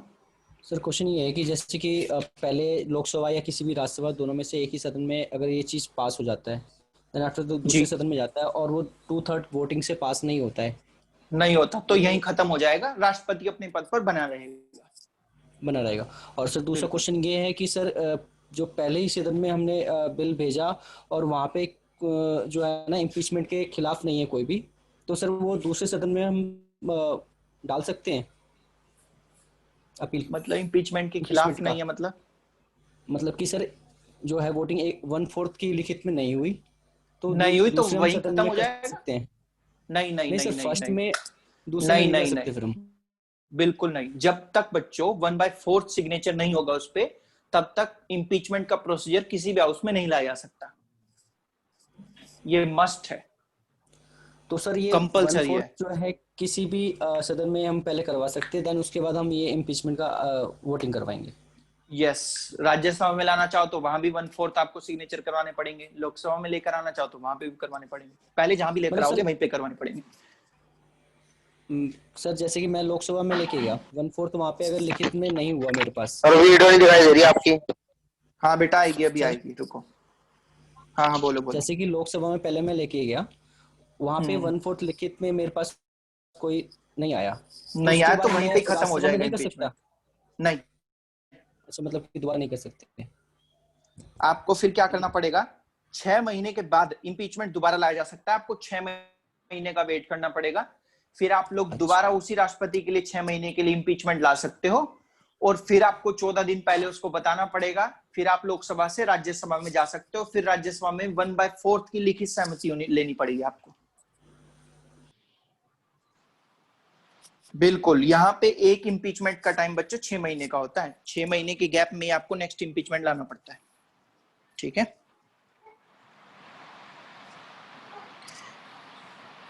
समझ में आया बच्चों ये आपको लोग को? ये बताओ जल्दी से आप लोग। जी सर। Yes sir. और सर वीडियो बस अभी आ रही है, वाईफाई कनेक्ट राष्ट्रपति हो रहा है। राष्ट्रपति के पीरियड के दौरान इम्पीचमेंट हर 6 महीने पे हम ला सकते कितनी बार भी, या फिर लिमिटेड है? जब संसद सत्र में होगा तभी तो लाओगे ना। जी सर। मतलब साल में 2 बार ला सकते हो आप लोग। ठीक है सर। बच्चों वीडियो बस अभी आ रही है, कनेक्ट हो रहा है वाईफाई।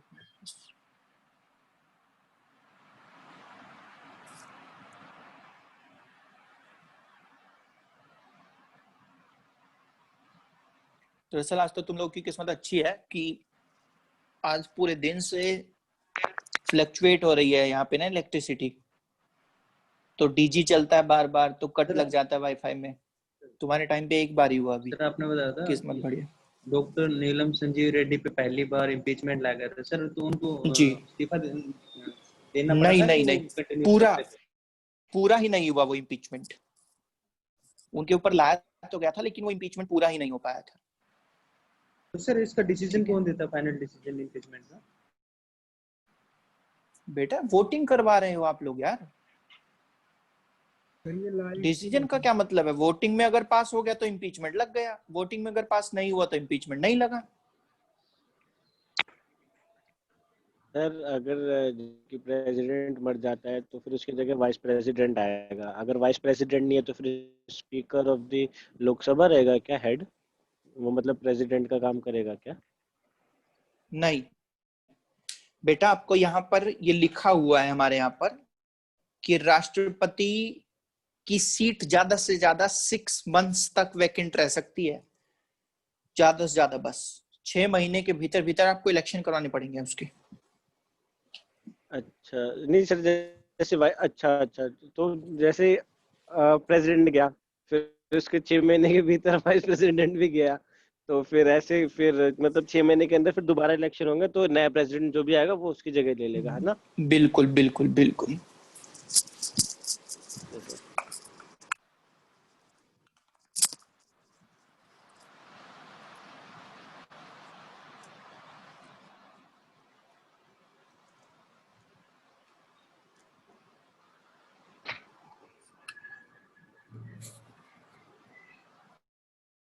बच्चों अभी स्क्रीन आ रही है ना आप लोगों को?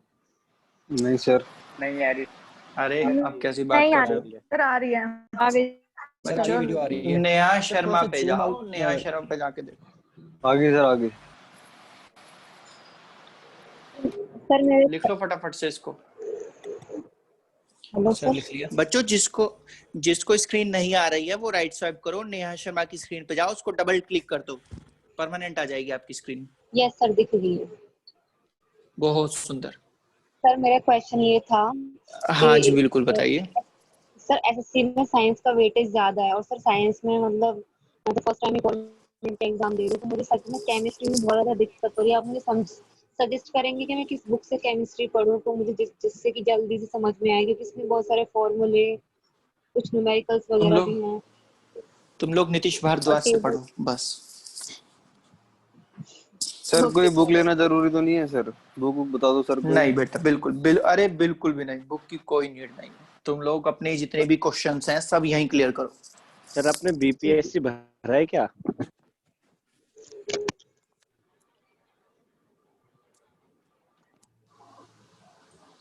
बुक की कोई नीड नहीं है बच्चों, जितने भी तुम लोगों के क्वेश्चन है सब यहीं क्लियर करो, कोई प्रॉब्लम नहीं है। सर एग्जैक्ट नहीं पता ना सर, एक उसमें एक मतलब सब्जेक्ट के अंदर क्या क्या टॉपिक आने हैं, क्या क्या सर वो कुछ नहीं आना, जो मैं पढ़ा रहा हूँ देखो सुनो, मैं तुम लोगों को इतना पढ़ाऊंगा तुम लोगों को कि छोटे मोटे एग्जाम तो बड़ी दूर की बात है, तुम लोग छोटे मोटे से बड़े एग्जाम भी निकाल सकते हो, ठीक है, उसमें तुम लोग को कोई प्रॉब्लम नहीं आने वाली है। सर बस जैसे बीपीएससी मैं भरा पढ़ा है रहा हूँ क्या वैसे आपने? पढ़ते रहना। दिल्ली पुलिस का? नहीं नहीं, अरे चुपचाप पढ़ लो रे, बताओ अभी कब बीपीएससी भरा रहा, यूपीएससी भरा, पढ़ लो चुपचाप। पीसीएस की उम्र 40 साल होती है, जब बूढ़े होने की कगार पे होंगे तब देखेंगे ना पीसीएस, अभी आईएएस देख लो।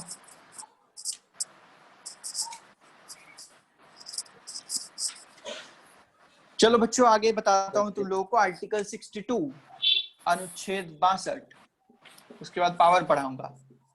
आर्टिकल 62 कुछ नहीं, बड़ा आसान है, कहता है कि कब कब जो है प्रेसिडेंट की पोस्ट खाली होगी, रिक्तता यानी कि खालीपन, सूनापन। आर्टिकल 62 बच्चों प्रेसिडेंट की पोस्ट रिक्त कब होगी उसके बारे में बताता है। इसमें 3-4 केस बनते हैं। पहला, अगर राष्ट्रपति अपने पद से त्याग पत्र दे दे तब हो जाएगी खाली। अगर अपनी पोस्ट से रिजाइन कर दे तब खाली होगी। दूसरा, राष्ट्रपति की डेथ हो जाए। तीसरा, उस पर इम्पीचमेंट लगाकर, महाभियोग लगाकर उसको हटा दिया जाए, तब होगी खाली। चौथा, बस यही केस बनते हैं। तो राष्ट्रपति की जो बच्चों यहां पर सीट वेकेंट है वो इन 3-4 केस से उसको खाली हो सकती है। तो यहां पर बच्चों इसमें कहा गया है कि अगर राष्ट्रपति की पोस्ट खाली होती है, सपोज करो कितने साल के लिए राष्ट्रपति बना था बच्चों, बोलो जल्दी से। 5 ईयर के लिए। 5 साल के लिए, लेकिन 4 साल बाद उसकी डेथ हो गई बच्चों। कितने साल बाद डेथ हुई है? 4 साल बाद। 4 साल बाद डेथ हुई है, ठीक है। तो जरा ध्यान देना आप लोग। अभी कितना टेन्योर इसका बचा हुआ था बच्चों? 1 साल का। 1 ईयर। तो जरा ध्यान से सुनना, जब 4 साल बाद राष्ट्रपति की डेथ हो जाएगी लेकिन 1 साल का टेन्योर अभी उसका और बचा हुआ था, तो इस टाइम पर बच्चों उपराष्ट्रपति भारत का, जो भारत का वाइस प्रेसिडेंट है, वो एज अ एक्ट करेगा कैसे? राष्ट्रपति के रूप में, प्रेसिडेंट के रूप में। समझ में आया? यानी कि जो वाइस प्रेसिडेंट है वो एक्ट करेगा किसके रूप में बच्चों? प्रेसिडेंट के रूप में। लेकिन इसमें एक थोड़ी गलत बात है इनकी। क्या? सैलरी अभी तक 1 साल का नहीं, 1 साल का टाइम पीरियड बचा हुआ था पुराने वाले राष्ट्रपति का, लेकिन अब तो वो दुनिया में नहीं रहा है, वो तो चला गया बेचारा छोड़ के। सही। तो हमारा अब उपराष्ट्रपति, वाइस प्रेसिडेंट राष्ट्रपति के रूप में एक्ट तो कर रहा है, लेकिन ये उपराष्ट्रपति कब तक राष्ट्रपति रह सकता है? मैक्सिमम 6 मंथ्स तक के लिए। सही।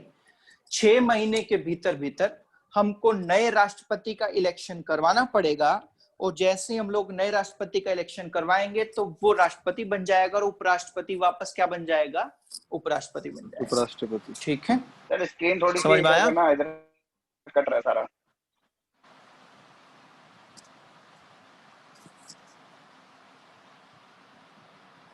हाँ ठीक है सर, अब ठीक है। और सर ये 62 के आगे क्या लिखा हुआ है? कितना? रिक्तता। Filling of the post. हाँ भाई, तो आप मुझे आंसर देना जरा। राष्ट्रपति के त्याग पत्र देने पर अगर राष्ट्रपति का कार्यकाल बचा हुआ हो तो उसकी जगह पर कौन काम करता है बच्चों? उपराष्ट्रपति। उपराष्ट्रपति, वाइस प्रेसिडेंट काम करता है। लेकिन वाइस प्रेसिडेंट कार्यवाहक राष्ट्रपति बन सकता है फॉर मैक्सिमम टाइम। कितना मैक्सिमम टाइम तक बन सकता है? 6 महीने के लिए। Maximum 6 month. आपको 6 महीने बाद आपके राष्ट्रपति को चुनना ही पड़ेगा। दोबारा इलेक्शन करने पड़ेगा। बहुत सुंदर, बहुत सुंदर। अब एक हेडिंग बना लो। सर तो फिर जो अगला चुन के आएगा वो सिर्फ सर हाँ, जो अगला जो प्रेसिडेंट 6 महीने बाद चुन के आएगा तो वो 6 महीने के लिए रहेगा ना प्रेसिडेंट? फिर नहीं बच्चे, जो नेक्स्ट प्रेसिडेंट चुन के आएगा इलेक्शन में, नहीं, जो नेक्स्ट प्रेसिडेंट इलेक्शन में चुन के आएगा वो अपने 5 साल तक के लिए रहेगा। ठीक है, ओके सर। सर ये जो प्रेसिडेंट चुनना होगा वो 6 महीने के अंदर चुनना होगा, 6 महीने के बाद? जब वीपी बन जाए 6 महीने के भीतर 6 महीने के भीतर चुनना पड़ेगा, मैक्सिमम लिखा है बच्चे मैंने वहां पे, ठीक है। The power of the president, बच्चों मैं प्रेसिडेंट की पावर को दो हिस्सों में तोड़ता हूं, एक तो उसकी सामान्य शक्तियां, उसके नॉर्मल पावर, और दूसरी उसकी आपात शक्तियां, इमरजेंसी पावर।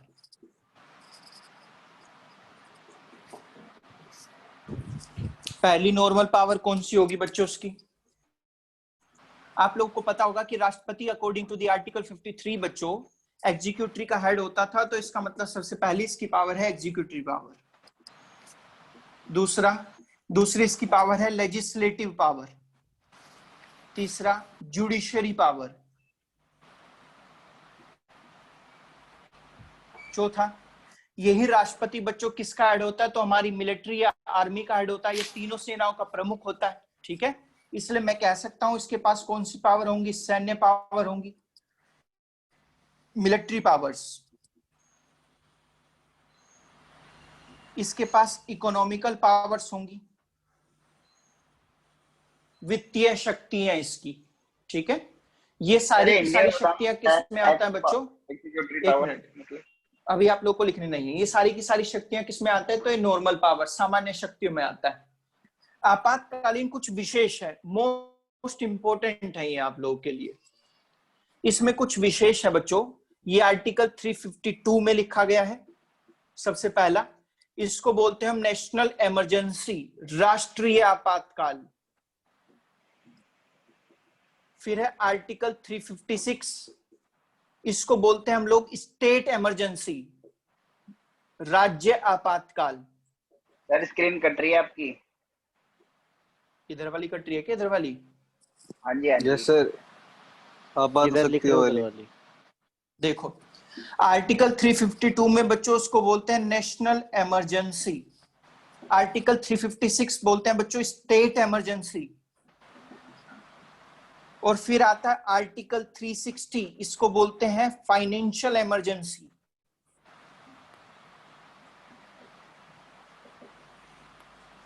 ये सारी इमरजेंसी पावर भी किसके पास होती है? हमारे राष्ट्रपति के पास होती है, ठीक है।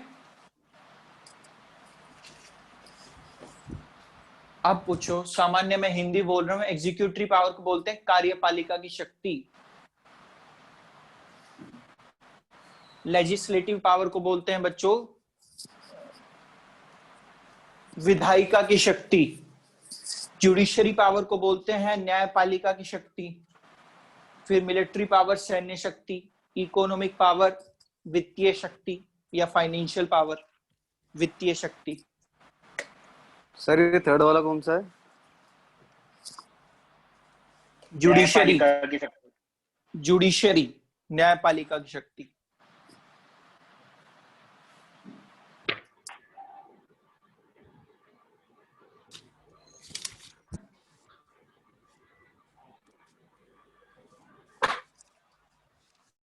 सर फोर्थ वाला, फिफ्थ वाला?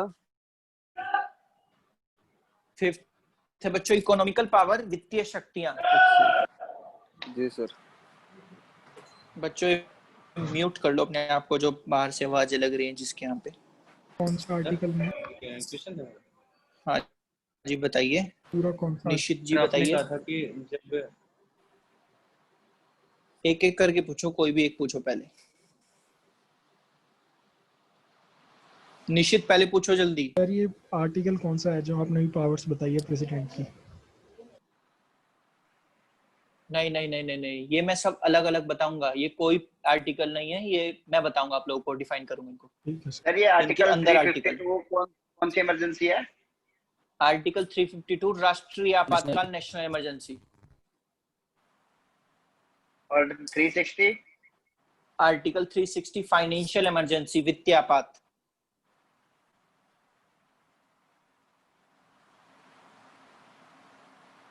मेरा क्वेश्चन ये था कि जब सर राष्ट्रपति की डेथ हो जाती है तो उसका कार्यकाल 6 मंथ्स के लिए उपराष्ट्रपति संभालते हैं। सर उस एट द पॉइंट उस उपराष्ट्रपति ना हो तो?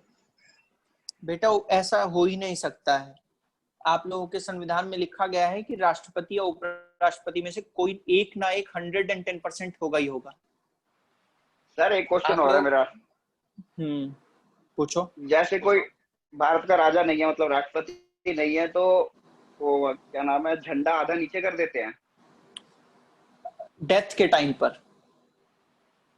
और झंडा आधा नीचे कब करते हैं?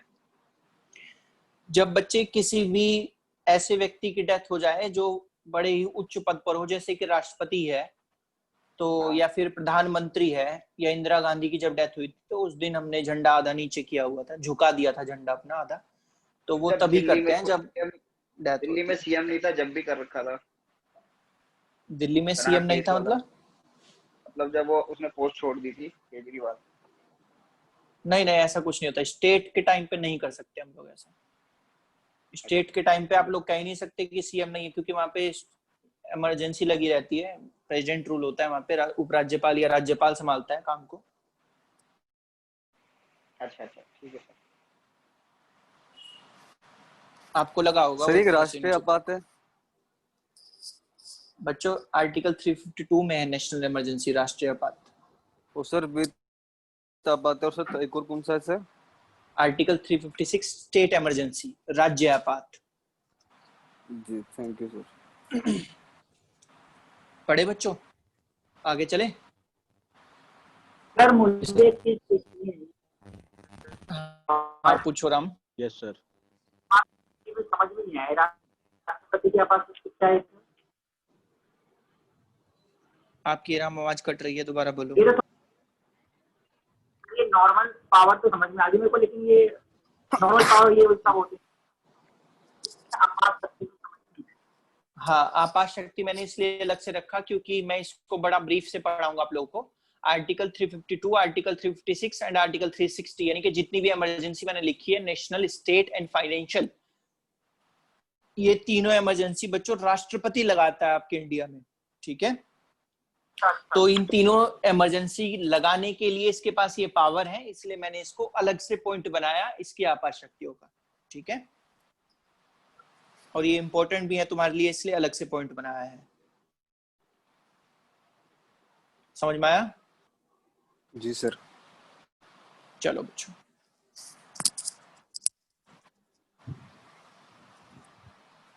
Done sir.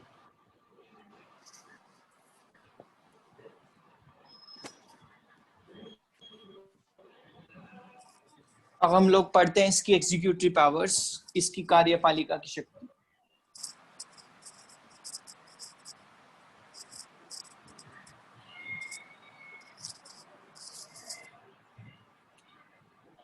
देखो जी,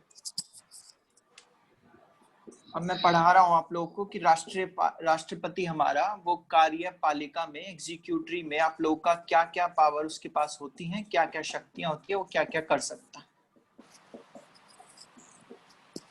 सुनो जी, आर्टिकल 77 ये बच्चों ये कहता है कि भारत सरकार जितने भी अपने कार्य करती है, जितने भी डिसीजन लेती है, वो एट लास्ट किसके नाम पर लेती है? तो राष्ट्रपति के नाम पर लेती है, ठीक है। तो आर्टिकल 77 क्या कहता है कि आर्टिकल 77 कहता है कि जो इंडियन गवर्नमेंट है बच्चों, वो किसके नाम पर सब डिसीजन लेती है? तो इंडिया प्रेसिडेंट, राष्ट्रपति के नाम पर लेती है, सही। जैसे कि भारत सरकार ने अभी अभी बच्चों एक एग्रो बिल पास किया है, एग्रीकल्चर के लिए एक बिल पास किया है, तो विपक्ष ये कह रहा है कि राष्ट्रपति उस पर सिग्नेचर ना करे, ठीक है। तो मैं आप लोगों को इन्हीं में बताऊंगा कि राष्ट्रपति के पास ऐसी कोई शक्ति है कि अगर कोई संसद जो है बिल पास करे और राष्ट्रपति उससे सहमत ना हो तो वो उस पर सिग्नेचर ना करे। तो मैं आप लोगों को बताऊंगा इसी चीज में ही कि राष्ट्रपति ऐसा कर सकता है या नहीं कर सकता है, ठीक है। तो लेकिन खैर फिर भी आर्टिकल 77 ये कहता है कि इंडियन गवर्नमेंट जितना भी काम करती है वो सब का सब किसके नाम पर होता है? प्रेसिडेंट के नाम पर होता है, सही। दूसरा आर्टिकल 78 ये कहता है बच्चों कि राष्ट्रपति जब चाहे, ध्यान से सुनना, राष्ट्रपति जब चाहे तो भारत के प्रधानमंत्री से उसके कार्यों के बारे में ब्यौरा मांग सकता है, ठीक है। यानी प्रधानमंत्री ने क्या क्या काम किए, संसद में क्या चल रहा है, कौन सा बिल लाने की तैयारी हो रही है, ये सब कुछ राष्ट्रपति पूछ सकता है। किससे पूछ सकता है? तो प्रधानमंत्री से पूछ सकता है, ऐसा आर्टिकल 78 कहता है, ठीक है बच्चों। यानी राष्ट्रपति के पास ये भी पावर होती है हमारे हमारा कि वो इंफॉर्मेशन मांग सकता है बच्चों ब्यूरोक्रेसी के बारे में, नए बिलों के बारे में, ये सब कुछ यहाँ पर ये कर सकता है।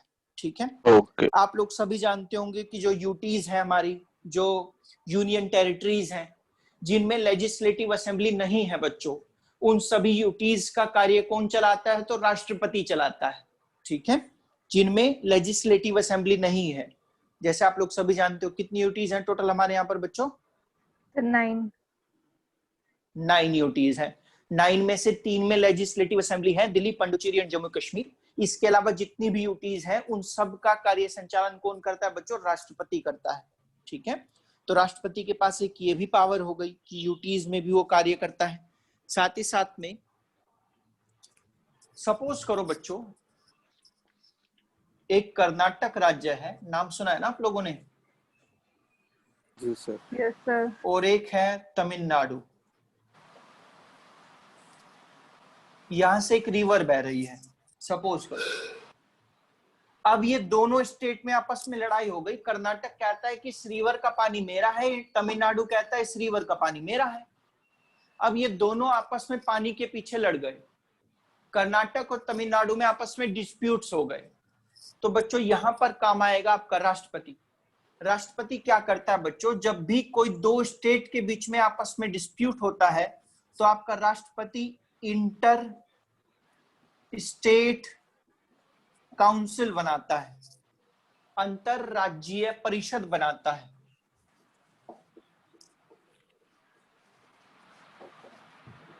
Inter state council. ठीक है, इस इंटर स्टेट काउंसिल का गठन कौन करेगा बच्चों? आपका राष्ट्रपति करेगा। सही। और ये कब बनाई जाती है इंटर स्टेट काउंसिल? जब दो या दो से ज्यादा स्टेट के बीच में डिस्प्यूट्स हो रहे हो, तो उन डिस्प्यूट्स को रिजोल्व करने के लिए किस चीज का गठन किया जाता है? इंटर स्टेट काउंसिल का गठन किया जाता है। और ये इंटर स्टेट काउंसिल कौन बनाता है? तो राष्ट्रपति बनाता है आपका। तो इसके पास ये भी एक पावर है कि अगर कोई दो स्टेट आपस में लड़ जा रहे हैं तो ये समाधान कर सकता है। सही। अच्छा, फिर मुझे क्वेश्चन का आंसर दो। सपोज करो पश्चिम बंगाल और केंद्र सरकार के बीच में डिस्प्यूट हो गया। अब क्या होगा बच्चों? अब क्या होगा?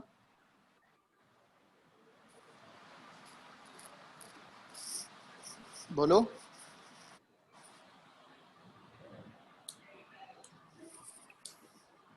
अरे बोलो, आंसर दो। प्रेसिडेंट ही करेगा क्या? सर इस कंडीशन में प्रेसिडेंट जो है इंटर स्टेट ना बना करके सर काउंसिल बनाएगा, सेंट्रल काउंसिल या कुछ? नहीं बच्चों, ये इंटर स्टेट काउंसिल दो काम करती है। एक तो दो या दो से ज्यादा स्टेट के बीच में अगर जो डिस्प्यूट हो रहा है तो उसको रिजोल्व करने का काम करती है। और साथ ही साथ में अगर सेंट्रल गवर्नमेंट और स्टेट गवर्नमेंट यानी कि केंद्र और राज्य के बीच में भी अगर डिस्प्यूट हो रहा हो तो उसमें भी यही इंटर स्टेट काम आती है। ठीक है, सपोज करो पश्चिम बंगाल की ममता बनर्जी के साथ मोदी का यानी कि केंद्र सरकार का डिस्प्यूट हो गया, तो भी राष्ट्रपति क्या कर सकता है? तो इंटर स्टेट काउंसिल बना सकता है और ये इंटर स्टेट काउंसिल उसको रिजोल्व करेगी, उसको सुलझाएगी। समझ में आया? Okay sir. Yes sir. चलो, एक राष्ट्रपति के पास एक पावर और होती है। राष्ट्रपति आपके यहाँ के बड़े बड़े मिनिस्टर्स को अपॉइंट करता है। ठीक है, तो आप एक हेडिंग बना लो इसी में, अपॉइंटमेंट्स बाय द प्रेसिडेंट। राष्ट्रपति के द्वारा नियुक्तियां।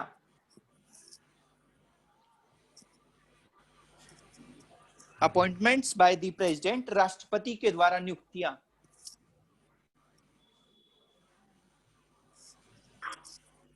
किस किस को नियुक्त करता है आपका राष्ट्रपति? हमारा जो प्रेसिडेंट है बच्चों, वो सबसे पहले पीएम को नियुक्त करता है आपके, यानी जो आपका प्रधानमंत्री है बच्चों, वो इलेक्टेड है या अपॉइंटेड है? बताओ।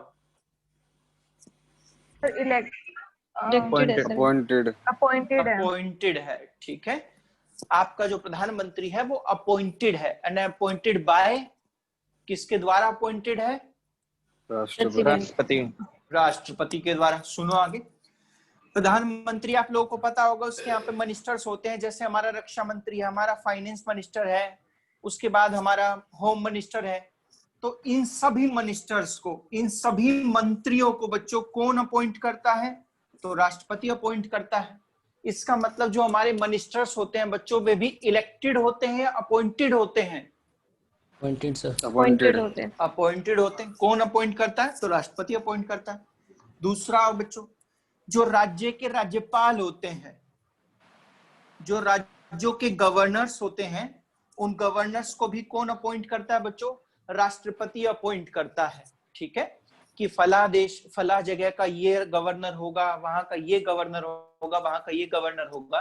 और साथ ही साथ में लेफ्टिनेंट गवर्नर, एलजी, जैसे दिल्ली का लेफ्टिनेंट गवर्नर है, तो उसको भी कौन अपॉइंट करता है? तो राष्ट्रपति अपॉइंट करता है। ये भी इलेक्टेड नहीं होते, अपॉइंटेड होते हैं। ठीक है, आपके यहाँ पर बच्चों कुछ सेंट्रल यूनिवर्सिटीज हैं, जैसे कि जेएनयू, जवाहरलाल नेहरू यूनिवर्सिटी। ये सेंट्रल यूनिवर्सिटी है, एक नाम सुना है ना आप लोगों ने इसका? जी सर। तो बच्चों जैसे कि जवाहरलाल नेहरू यूनिवर्सिटी एक सेंट्रल यूनिवर्सिटी है। तो बच्चों जो जवाहरलाल नेहरू यूनिवर्सिटी का चेयरमैन होगा, चेयरपर्सन होगा, वो इलेक्टेड होगा या अपॉइंटेड होगा? तो वो अपॉइंटेड होगा। By which person? किस व्यक्ति के द्वारा अपॉइंटेड होगा? तो वो राष्ट्रपति के द्वारा अपॉइंटेड होगा।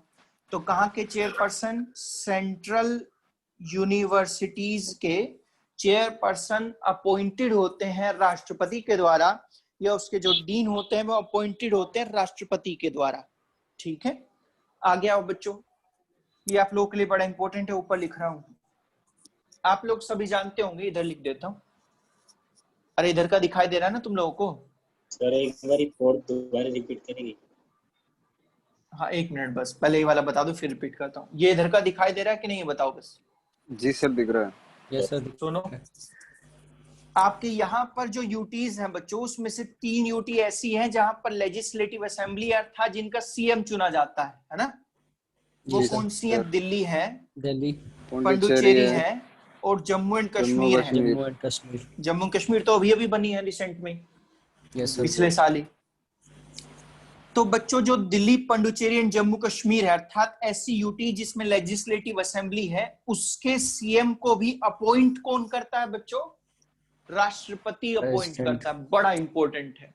ठीक है, पहला सुनो, हमारे प्रधानमंत्री को किसने अपॉइंट किया? राष्ट्रपति ने। मिनिस्टर्स को किसने अपॉइंट किया? राष्ट्रपति ने। गवर्नर या लेफ्टिनेंट गवर्नर को किसने अपॉइंट किया? राष्ट्रपति ने अपॉइंट किया। जो सेंट्रल यूनिवर्सिटीज हैं, जो केंद्र सरकार की यूनिवर्सिटी है, उनको कौन अपॉइंट करता है? उनके चेयरमैन को राष्ट्रपति अपॉइंट करता है। जो यूटी है हमारी दिल्ली, पुडुचेरी, जम्मू कश्मीर, उसके सीएम को भी कौन अपॉइंट करता है? तो बच्चों प्रेसिडेंट अपॉइंट करता है। ठीक है, अब अच्छा आगे आओ। यूपीएससी नाम सुना होगा आप लोगों ने, आईएएस का एग्जाम करवाता है ये। Yes sir. जी सर। ठीक है, तो जो यूपीएससी के चेयरपर्सन होगा या फिर इसके मेंबर्स होंगे, उनको भी कौन अपॉइंट करेगा? तो प्रेसिडेंट अपॉइंट करेगा। ठीक है, यूपीएससी के चेयरपर्सन और मेंबर्स को ये अपॉइंट करेगा।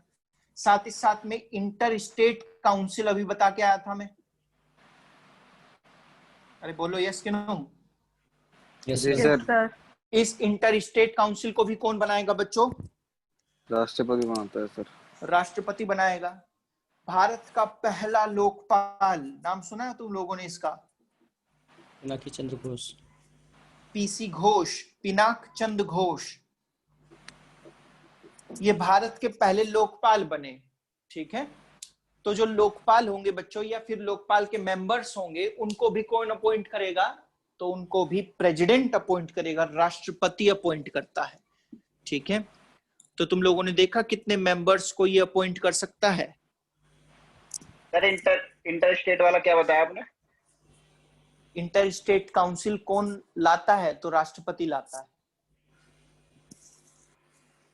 अरे लोकपाल ने क्या बताया? बच्चों पहला लोकपाल है पीसी घोष, पिनाक चंद्र घोष, और लोकपाल को भी कौन अपॉइंट करता है? तो लोकपाल को भी प्रेसिडेंट अपॉइंट करता है हमारा राष्ट्रपति।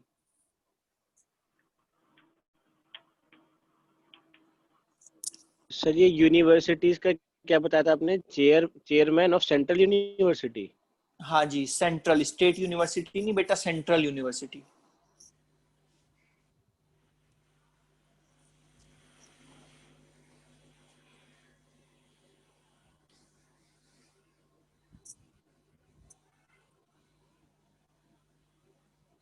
जैसे कि एक दिल्ली यूनिवर्सिटी है, दिल्ली यूनिवर्सिटी एक स्टेट यूनिवर्सिटी है, ठीक है, वो राज्यपाल के अंडर में काम करती है।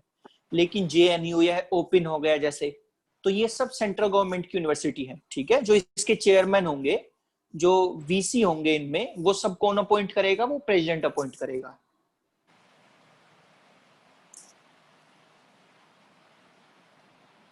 लेकिन तुम लोगों को जब मैं मंत्री परिषद पढ़ाऊंगा, द काउंसिल ऑफ मिनिस्टर्स पढ़ाऊंगा, तब आप लोगों को एक बड़ा सच पता चलेगा, वो मैं अभी बता देता हूं। चलो, इनमें से जो ऊंचे ऊंचे पोस्ट तुम लोग को दिखाई दे रहा है ना, जैसे राज्यपाल, lieutenant governor, ministers, chairman of central universities, UPSC chairman and members, inter state council का मेंबर, या फिर लोकपाल, ये सब बच्चों अपॉइंट तो प्रेसिडेंट करता है, लेकिन by the advice of PM. समझे? जी सर। यानी कि उसमें प्रधानमंत्री की सलाह पर करता है। मंत्री परिषद इसको बताती है कि इस राज्य का राज्यपाल इसको बना दो, इस राज्य का राज्यपाल इसको बनाओ, तो राष्ट्रपति उसी के हिसाब से काम करता है, ठीक है? जी सर। किसी का कोई क्वेश्चन हो तो पूछ लो बच्चों जल्दी से। सर एक क्वेश्चन है सर। हाँ जी बिल्कुल, पूछो जल्दी से। सर इन इमरजेंसी या नेशनल हो या स्टेट सर, इमरजेंसी नहीं पढ़ा रहा, नहीं इमरजेंसी नहीं पढ़ा रहा। अभी जो पीछे सर आपने बताया था नेशनल इमरजेंसी और आर्टिकल 356 एंड 352, तो उस बेस पे क्वेश्चन एक पूछा था कि अगर राष्ट्रपति और उपराष्ट्रपति ना हो तो सर जो पावर है, जो शक्ति है राष्ट्रपति की, वो किसको सर होगी प्राप्त फिर इमरजेंसी में?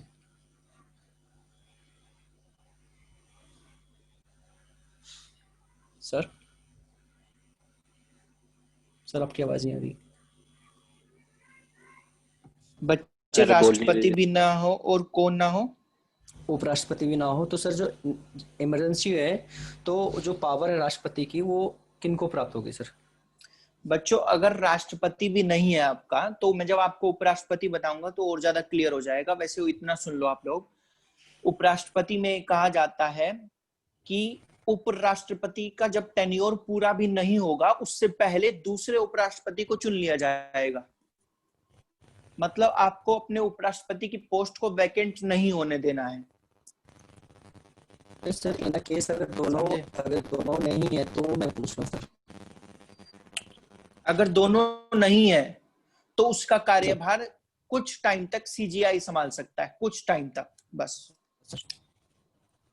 सर टाइम लिमिट कुछ नहीं, उसको मैं राष्ट्रपति नहीं कहूंगा ना, लेकिन वो केवल उसको केवल हम लोग राष्ट्रपति, पूर्णतः राष्ट्रपति नहीं कह सकते।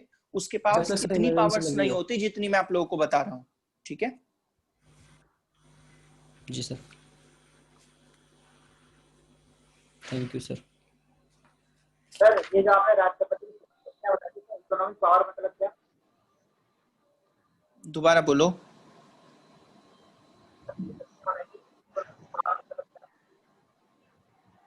राम बेटा ना अपना वो लगा के रखा करो, क्या बोलते हैं, ईयरफोन लगाओ फोन में, तभी आवाज आएगी आपकी। आप ईयरफोन नहीं लगाते ना तो आपकी आवाज गूंजती है रूम में आपके। ईयरफोन लगा के रखा करो, फोन आपका दूर होता है थोड़ा आपसे, ठीक है? सर पूछो, अब आ रही है? हाँ बताओ। राष्ट्रपति की शक्ति है ना, तो आपने छठा पॉइंट ये लिखवा रखा है इकोनॉमिक पावर। हाँ मैंने बता दिया इकोनॉमिक पावर मतलब। बच्चों इकोनॉमी और वित्तीय शक्ति मैं आप लोगों को पढ़ाऊंगा। धन विधेयक क्या होता है? धन विधेयक तभी पारित होता है जब राष्ट्रपति से पहले परमिशन लेनी पड़ती है उसके लिए। मैं बताऊंगा आप लोगों को पूरा वो।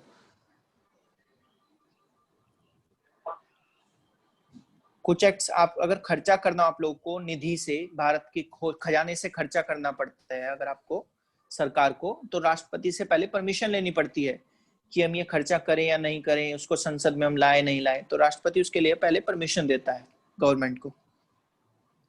तो अब यहाँ पर लिखा है अपॉइंट सब लिखा है, अपॉइंट के लिए हम नियुक्त शब्द यूज करेंगे ना? क्या अपॉइंट की जगह हम लोग क्या वर्ड यूज करेंगे? नियुक्त बच्चों हिंदी में हो गया, अपॉइंट इंग्लिश में हो गया, दोनों में कोई फर्क नहीं है।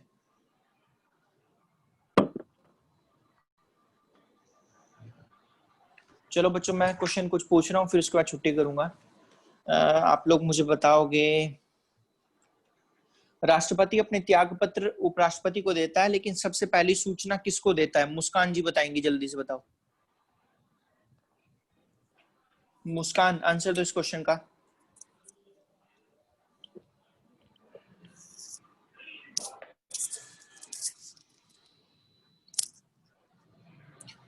छोड़ो। सर मैं बताऊं? आईफोन, आईफोन के नेम से कौन है ये? आई थिंक सी सोनू जी है। सोनू जी आप आंसर दो।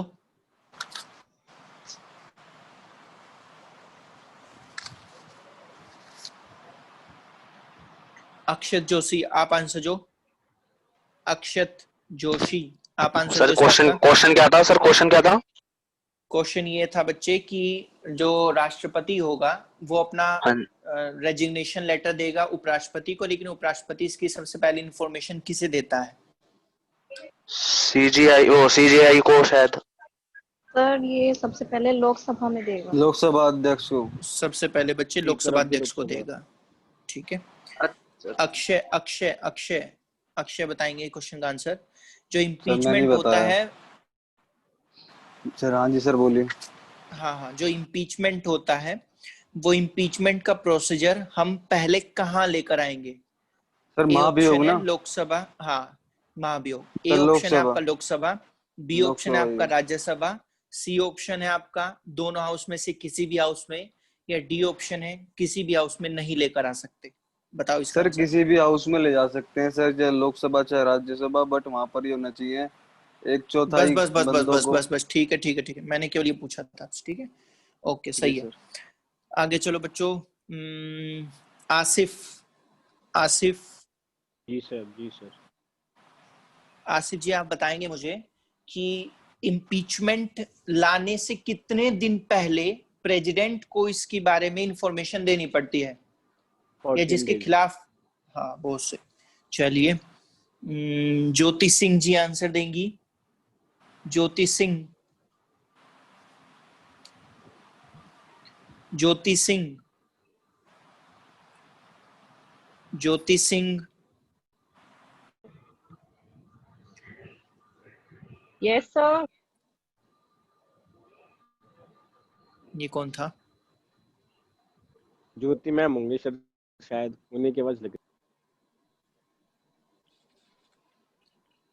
चलो रजनी जी आप आंसर दो।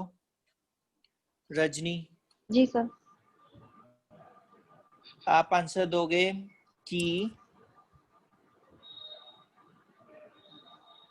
आप आंसर देके बताओ मैडम कि राष्ट्रपति इलेक्शन और इम्पीचमेंट में वोटिंग में क्या अंतर है? बताओ। सर इलेक्शन में तो हमारे नॉमिनेटेड पर्सन ही पार्टिसिपेट कर सकते हैं, लेकिन इम्पीचमेंट में हमारे नॉमिनेटेड भी और नॉन नॉमिनेटेड भी दोनों ही पार्टिसिपेट कर सकते हैं। इलेक्टेड भी। इलेक्टेड भी। जी ठीक है। अर्जुन, सर आपकी अर्जुन। आवाज। हाँ जी अब आई है, ज्योति जी पहले नहीं आई थी। अर्जुन अभी पूछता हूँ आपसे क्वेश्चन दोबारा। अर्जुन। जी सर। हाँ जी अर्जुन जी आप आंसर देना। आर्टिकल 60 के अकॉर्डिंग प्रेसिडेंट का जो ओथ होता है, अगर सीजीआई प्रेजेंट ना हो तो कौन दिलवाएगा प्रेसिडेंट को ओथ?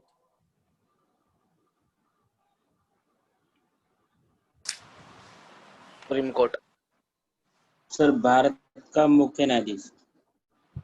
भारत का मुख्य न्यायाधीश प्रेजेंट ना हो तो कौन दिलवाएगा बच्चे, ये पूछ रहा हूँ। सर वरिष्ठ जज। सीनियर जज। सीनियर जज ऑफ सुप्रीम कोर्ट। ठीक है, सीनियर मोस्ट जज। हाँ जी ज्योति सिंह जी। ज्योति सिंह जी। ज्योति सिंह आपको बताना है राष्ट्रपति की योग्यताएं, द एलिजिबिलिटी और क्राइटेरिया ऑफ द प्रेसिडेंट। राष्ट्रपति बनने की योग्यताएं बतानी है आपको, एलिजिबिलिटी बतानी है। बताओ।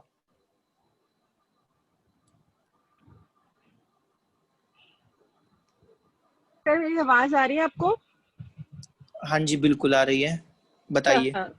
Yes sir. सर उनकी एज जो है 35 इयर्स तक की होनी चाहिए और सिटीजन होना चाहिए इंडिया का और मतलब किसी पोस्ट पे सॉरी प्रॉफिट पोस्ट पे नहीं होने चाहिए लाइक मतलब किसी सेंट्रल गवर्नमेंट या मिनिस्टर या कोई कुछ ऐसा कोई पोस्ट पे नहीं होना चाहिए उनको। एक रह गया।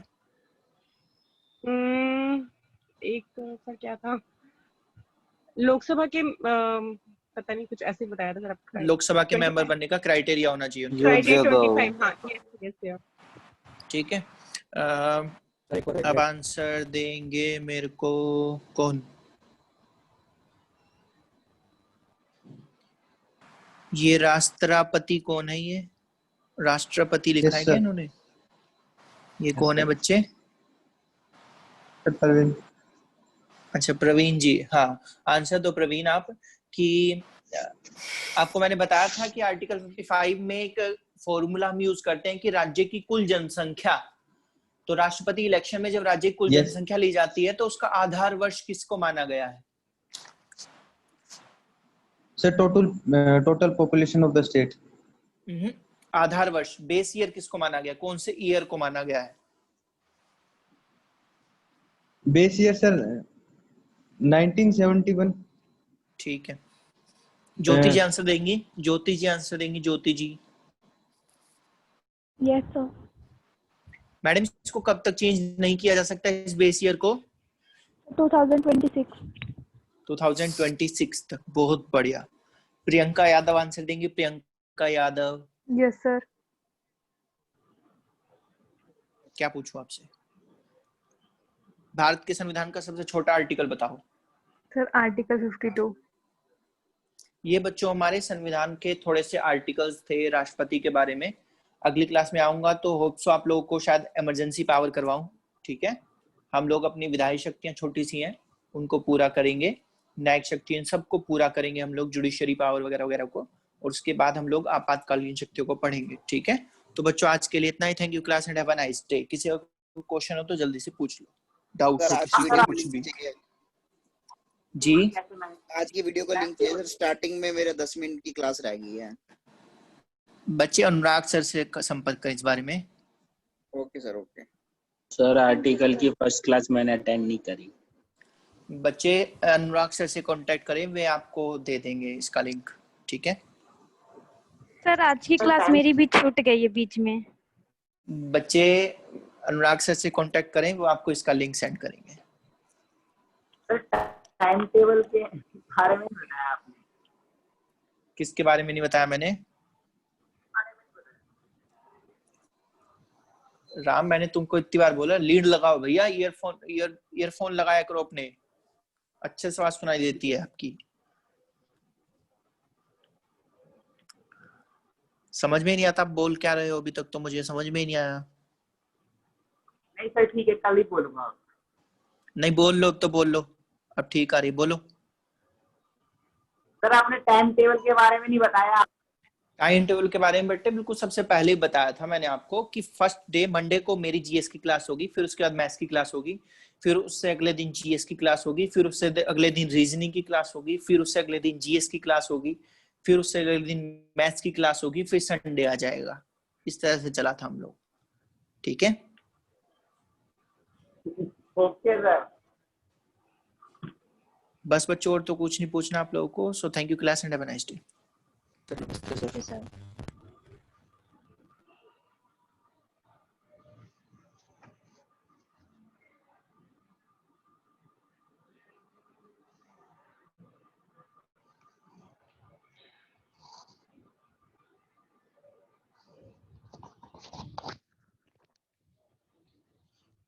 बेवकूफ महान नालायक।